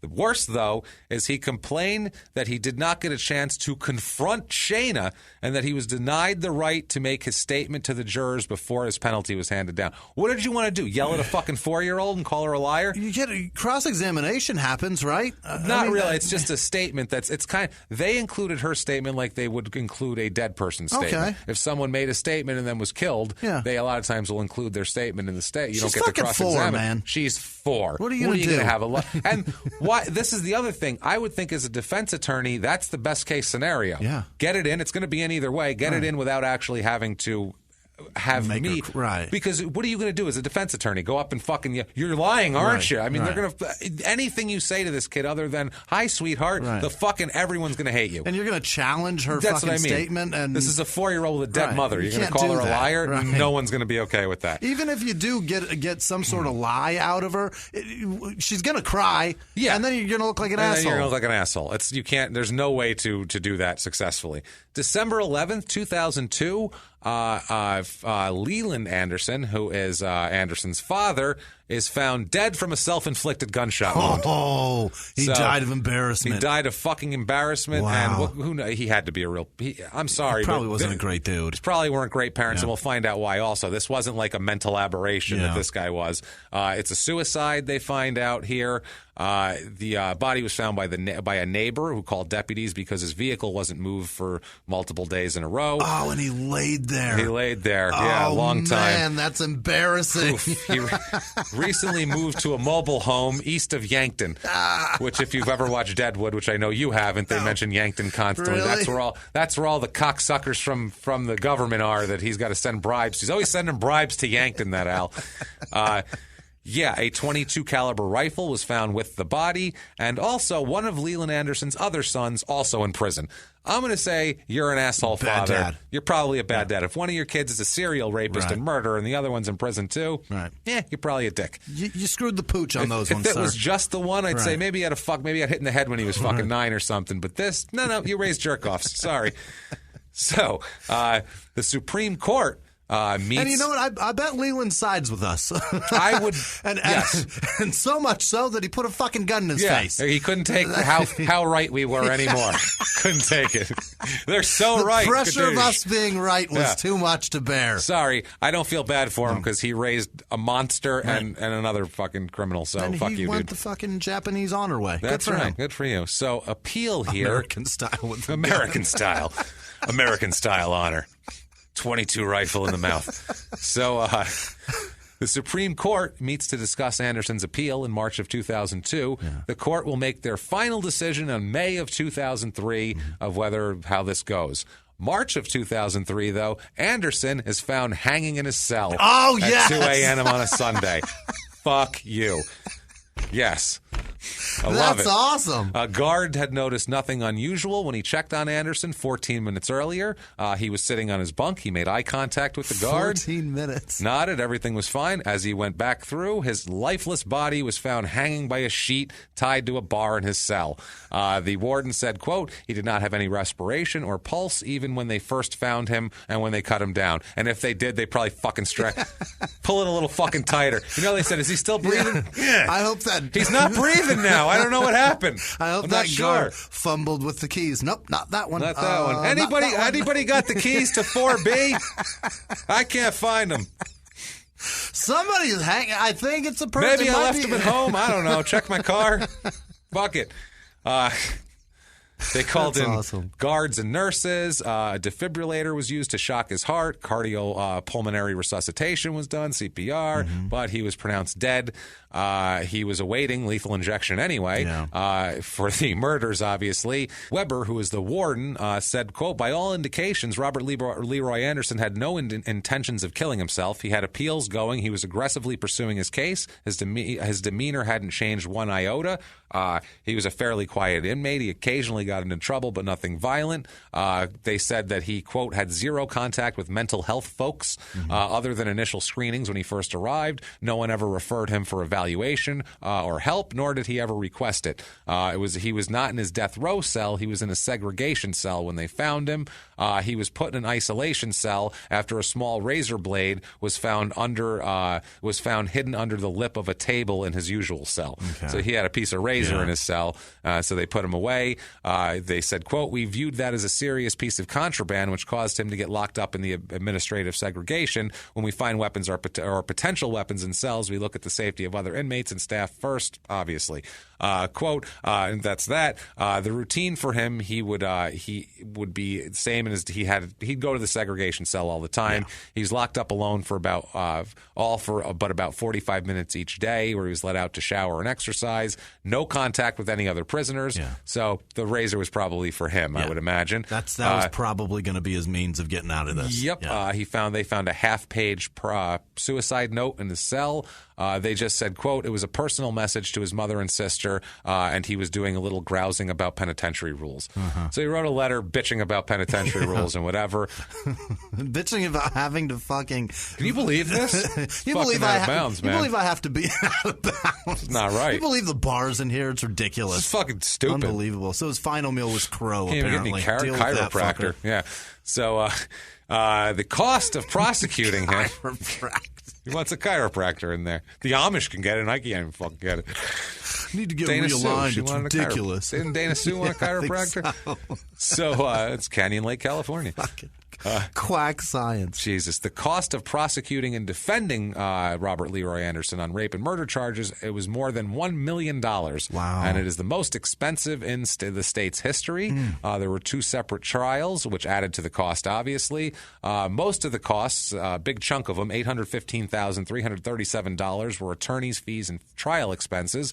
Others included forensic and DNA expert witnesses, private investigators, and court reporters even.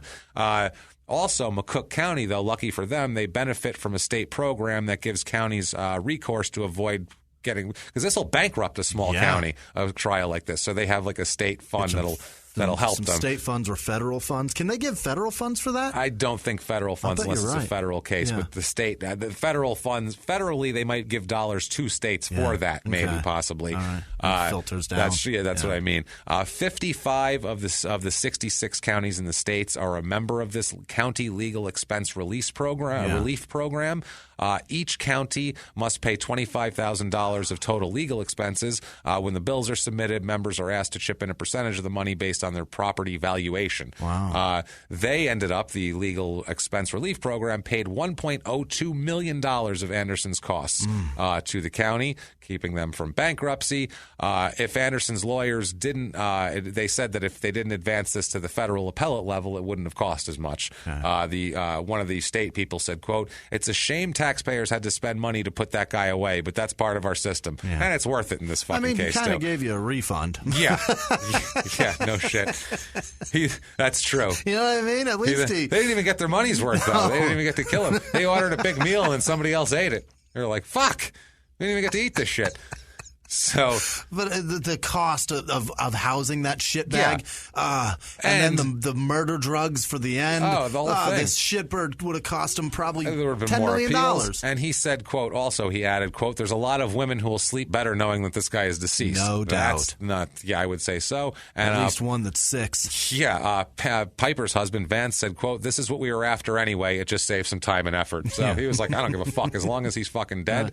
And after he committed suicide, posthumously, the state of South Dakota told him to eat dicks by dismissing his appeal. So, it's a little insult to injury. By the way, remember that asshole? They dismissed it anyway. Fuck off, asshole. File another one, fuckface. Yeah. He can't. I guess never mind. They suggested they would have. They also said they would have upheld everything anyway. They thought that might have been a factor with the suicide, is because he knew he was going to get denied. 2014, Amy Anderson surfaces. What? Remember Amy Anderson, Yeah. the one he tried to kidnap? She comes public Finally about this whole thing. She sat down. She talks about it. She said, "quote There's still not a day that goes by that I don't think about it. I still think about every single day in one way or another." This is fucking 20 years later. She said that we played this sort of little game a couple of times until I decided something's not right here. This is weird. Because he said that they played kind of he would pass her and then she would pass him, and it was like they were like playing footsie with their cars basically, but she was just trying to drive. Right. So that's when she was like, something's not right here. She said she took her friend home and then her tires blew out. She said that during one of the times he passed her, he threw down the tire popper. Okay. That's how he did it. Yeah. And she said it worked. She said, quote, I just couldn't go anymore. I had to pull over and stop. So she pulled over, and she said Robert Anderson got out of his car and left the door open. These are all things I remembered kind of later. He got out. He made his way over there. She talked to him, but he didn't say anything back, which is creepy as fuck. Yeah. She thought that he was going to help her. That's what she thought. Oh, he was going to help me change his tire. He walked over and had his hands in his pockets and didn't say anything to me, and I had my trunk open. And I said, oh, thank you so much for stopping. Yeah. She said, trusting, like she was very trusting of him. She said, then I sort of bent down to get the jack, and as I did that, he grabbed me around my waist and pulled me toward the ditch. They got in a big fight. She fought back hard. Yeah. She was fighting for her fucking life, and she really did. She said, quote, I was lucky enough to be able to grab the trunk on the edge of my car. I grabbed the trunk, and I think I think he kind of tumbled backward as I pulled forward. Okay. So she got away. She wrestled herself away and ran down the road, and there was an approaching car. She was praying that this wasn't like somebody that he sent there, but it wasn't. She said, quote, I was terrified. She had this motorist take her to the T Police Department and file a report, and then she went home to Sioux Falls. She said she told her parents what happened, and when she did, her mom said, she said, quote, my mom immediately said to me, this is related to what happened to Larissa Demansky. The mother said, this is the same shit. This is the same people that did this. Now, years later, Amy heard that what happened to Demansky, and she said, oh my God, quote, worst case scenario in my mind was rape. In my mind, it would have never occurred to me that it had anything else to do with that. Yeah. So she didn't know she was going to die. No clue. She said she thought this guy was just going to try to rape her, and that was it. She said, quote, why would you see someone and you're going to track their activity, you're going to follow them around, and you're going to attempt to do whatever to them?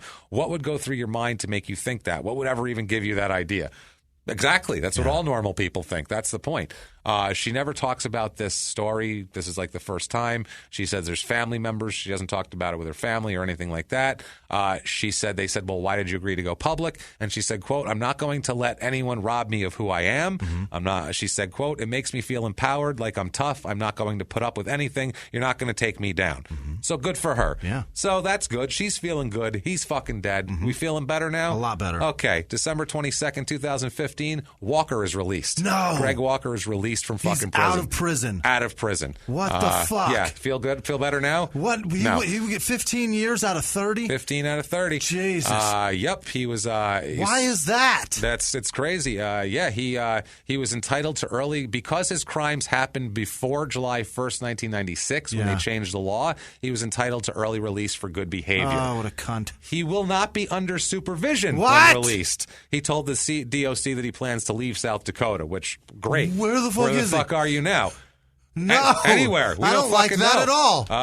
This is crazy. One of the prosecutors said, quote, this is a very high-profile case. It had a profound effect on people in South Dakota, and particularly in Sioux Falls. I felt it was important to make that announcement that he's out of jail, because they made a public warning that he was being let out of jail. And he is leaving the state. We have no idea where he is. Did they let him change his name? He can change his name. He can change his name all he wants. No, he can't. No, I don't think he can. Name? Not as a convicted felon like that, I think right? he can change his name. But the record It'll still stick with him. It'll be connected to him. We wouldn't know. He can walk in and We'd go have get to search his name. He can go in and go get a job and be like, Jesus. I'm Jimmy Smith. And they're like, all right, how you doing, Jimmy? I don't fucking know. He could have changed the name to Jimmy Whisman. This You have no motherfucker. idea. You have no idea. So sleep tight tonight. Oh, this boy. asshole could be living next door to you. Oh, my God. Our episodes very rarely end with, look out for that guy. It's usually like, well, he's fucking dead or he's in prison forever. Oh, my God. Laura Demansky is buried in Woodlawn Cemetery in Sioux Falls in Minnehaha County. Minnehaha County, South Dakota, in the West Lawn section over there. And we don't know where Piper's buried, but she's not buried. Her body's missing, but we don't know what kind of service they had or whatever for her. But so that is Canistota, South Dakota. That is a crazy-ass fucking story. It sounds like it's a safe town now. Now it is, yeah. That story, that's what I mean. What the shit? Halfway through that, you were like, okay, winding it up, and he killed a guy. You never thought, it just all the keeps... way back. It just keeps going. Crazy, man. And this story could keep going. It could keep... This Greg Walker, he's not a normal guy. No. He's a guy who fantasized about raping and killing women to the point where he actually left his house to do that and planned it and got walkie-talkies and they did it and he watched it. Whether or not he actually grabbed a piece of duct tape and put it in her mouth, it doesn't matter. And especially if he saw that you could do it, maybe now he feels like, fuck, if he did that, I could do it too. Boy. I didn't think it was possible, but now that I saw him do it, hey, maybe that inspired him. Who the fuck knows? That's a crazy story. If you like that story, or if you won't sleep well tonight, either way, go ahead and go to iTunes and give us 5 stars. It doesn't matter what you say. It's just for business and iTunes' funky algorithm. It is not for our ego. Say, fuck you, Greg Walker. That's fine. You can't say fuck you on iTunes, but say Greg Walker sucks, whatever you want to say.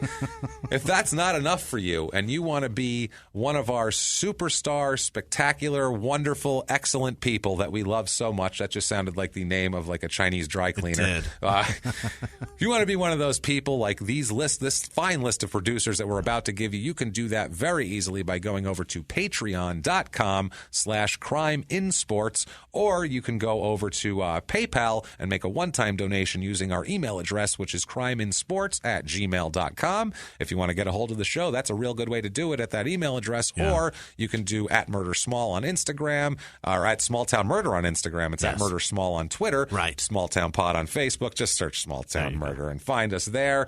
And you can get a hold of us. Also, go to shutupandgivememurder.com to get all of your merchandise and shirts and good stuff there. But, Jimmy, without further ado, it's been too long. Let's hear the list of the finest people in the world. Give it to me, Jimmy. Executive producers this week are Barbara Lay, Meg Smith, Rachel Flaherty, Lane Andrew Henderson, Clinton Grout, Katie Heisel, Shauna Rogers, no, it's Barbara. Damn it. Barbara Johnson, Savannah Briand. That's where I knew. Barbara Johnson's the easiest name you can get. That sounds made up. That sounds like... Thank you all so much for being above and beyond helpful. You guys are amazing. Honestly. Sydney Abraham went and donated on Patreon and on PayPal. And then Dorothea Horn did that. And Stephen Crumley. Thank you guys so much. We appreciate it so much. Thank you, really. Jesse Hartman, Ted Cyrus, James Feeder, Shantae Wright, Jessica Sridhar. No, I'm never getting that. Jimmy's tongue came out of his mouth and hung limply for half a second, like it gave up. Carly Conroy, Tom Gallagher, Taylor Cheney, Richard Basantes, Brian Potter, Rosanna Wagner, Nathan Baggett. Yes, nothing. Not going to do it. Paul Roost, thanks, man. I appreciate you, and we're thinking about your little guy. Luke Rogers, Under the Sea Fabrics, Lisa Coltrane, Connie Young, Araya Strauss, Brett Welch, Michelle Jolly, Jane Richards, Alicia Adams, or Alicia. We're going to go with Alicia, I'm going to say. There's a Y in there. I don't think it's That's Alicia. What I'm telling you. I don't think it's Alicia. Ooh, she's a pretty little baby. Let's name her Alicia. That's what it looks like.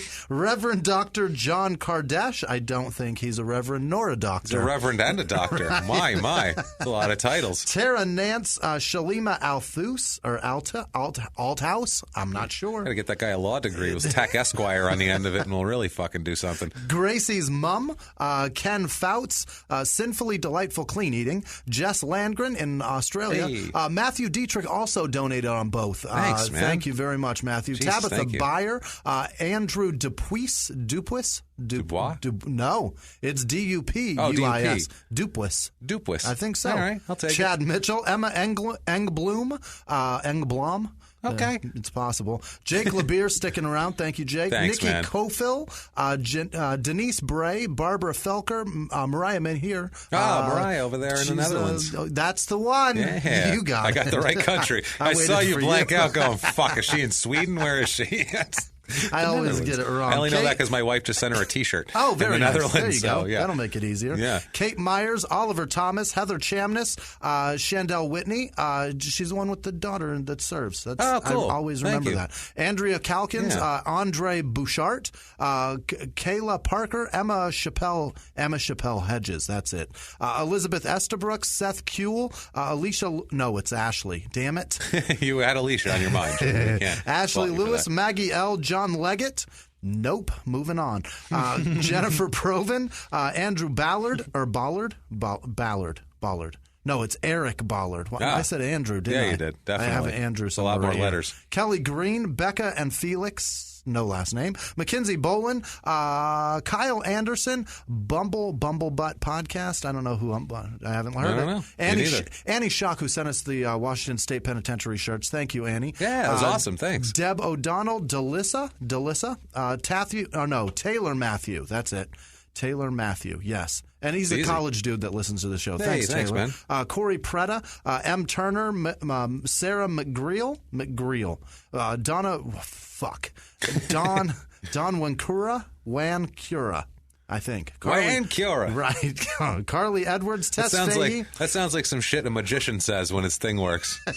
And Wancura, pow! Or when it doesn't work. Or when it doesn't work. He goes, shit. Followed by, God damn it. His wife hears that from the basement all day long. And Wancura, fuck. Never mind. Tenley Cotton, Zach Oberg. He's the mailman up in I forget where. He's got yeah, a dog yeah, named yeah. Lundy, and he sends me pictures of That's cool. people send fucking bees in the mail. Do you know that? Do you Yeah, know I've you heard can that. do Yeah, that? yeah, That's yeah. fucking That's horrible. insanity, They need man. to stop that. Yeah, I would Stephanie say. Myers, James Fraker, Barbara John Lay, Barbara Ann John Lay, I think. No, John Lay was a hyphenated one. That's what it was. Gotcha. Anthony Duggan, Melissa Schmaltz, Faye Baby Designs.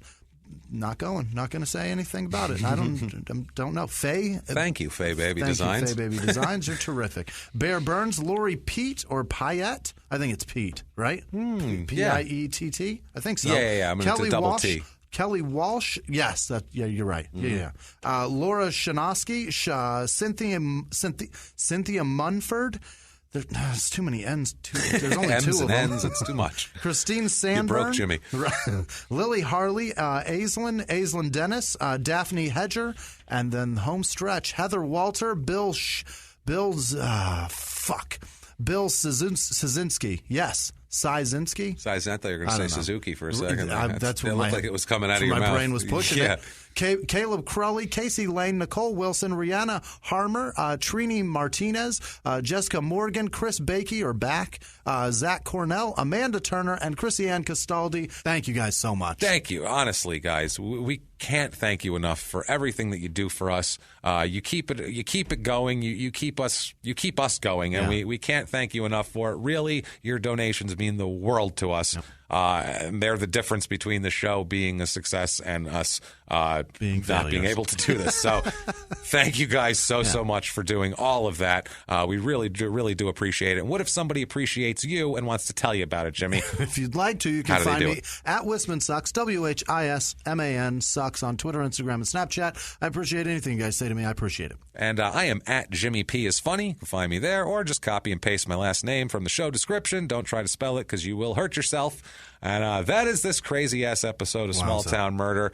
What a wild one! I have a few more. There's so much crazy in the pipeline for coming up. I found a lot of cases that are just like, holy shit. The amount of emails we get on them too is fucking It's awesome. bananas. Thank you guys are amazing. for Thank that you. so much. And we're gonna keep coming back here, and we're gonna keep coming back We here. will. And until next week, everybody, it's been our pleasure. Bye.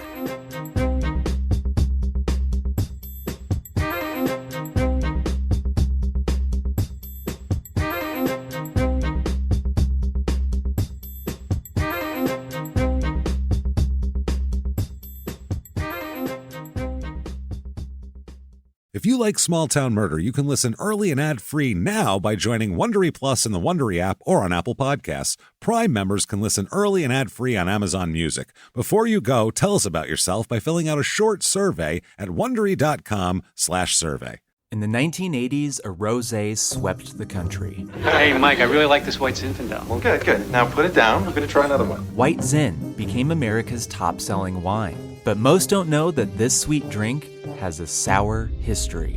What began in 1986 with counterfeit bottles, a big fraud, a multi-million-dollar fraud, sent investigators chasing one of the most powerful families in the business, the Licciardis. But the closer the feds got to them, the more dangerous things became.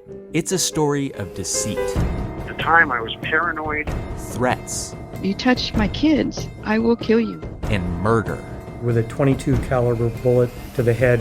What started with a scheme to mislabel wine spilled into a blood-soaked battle for succession. Welcome to Bloodvines. You can binge listen to Bloodvines exclusively and ad-free on Wondery Plus. Join Wondery Plus in the Wondery app, Apple Podcasts, or Spotify.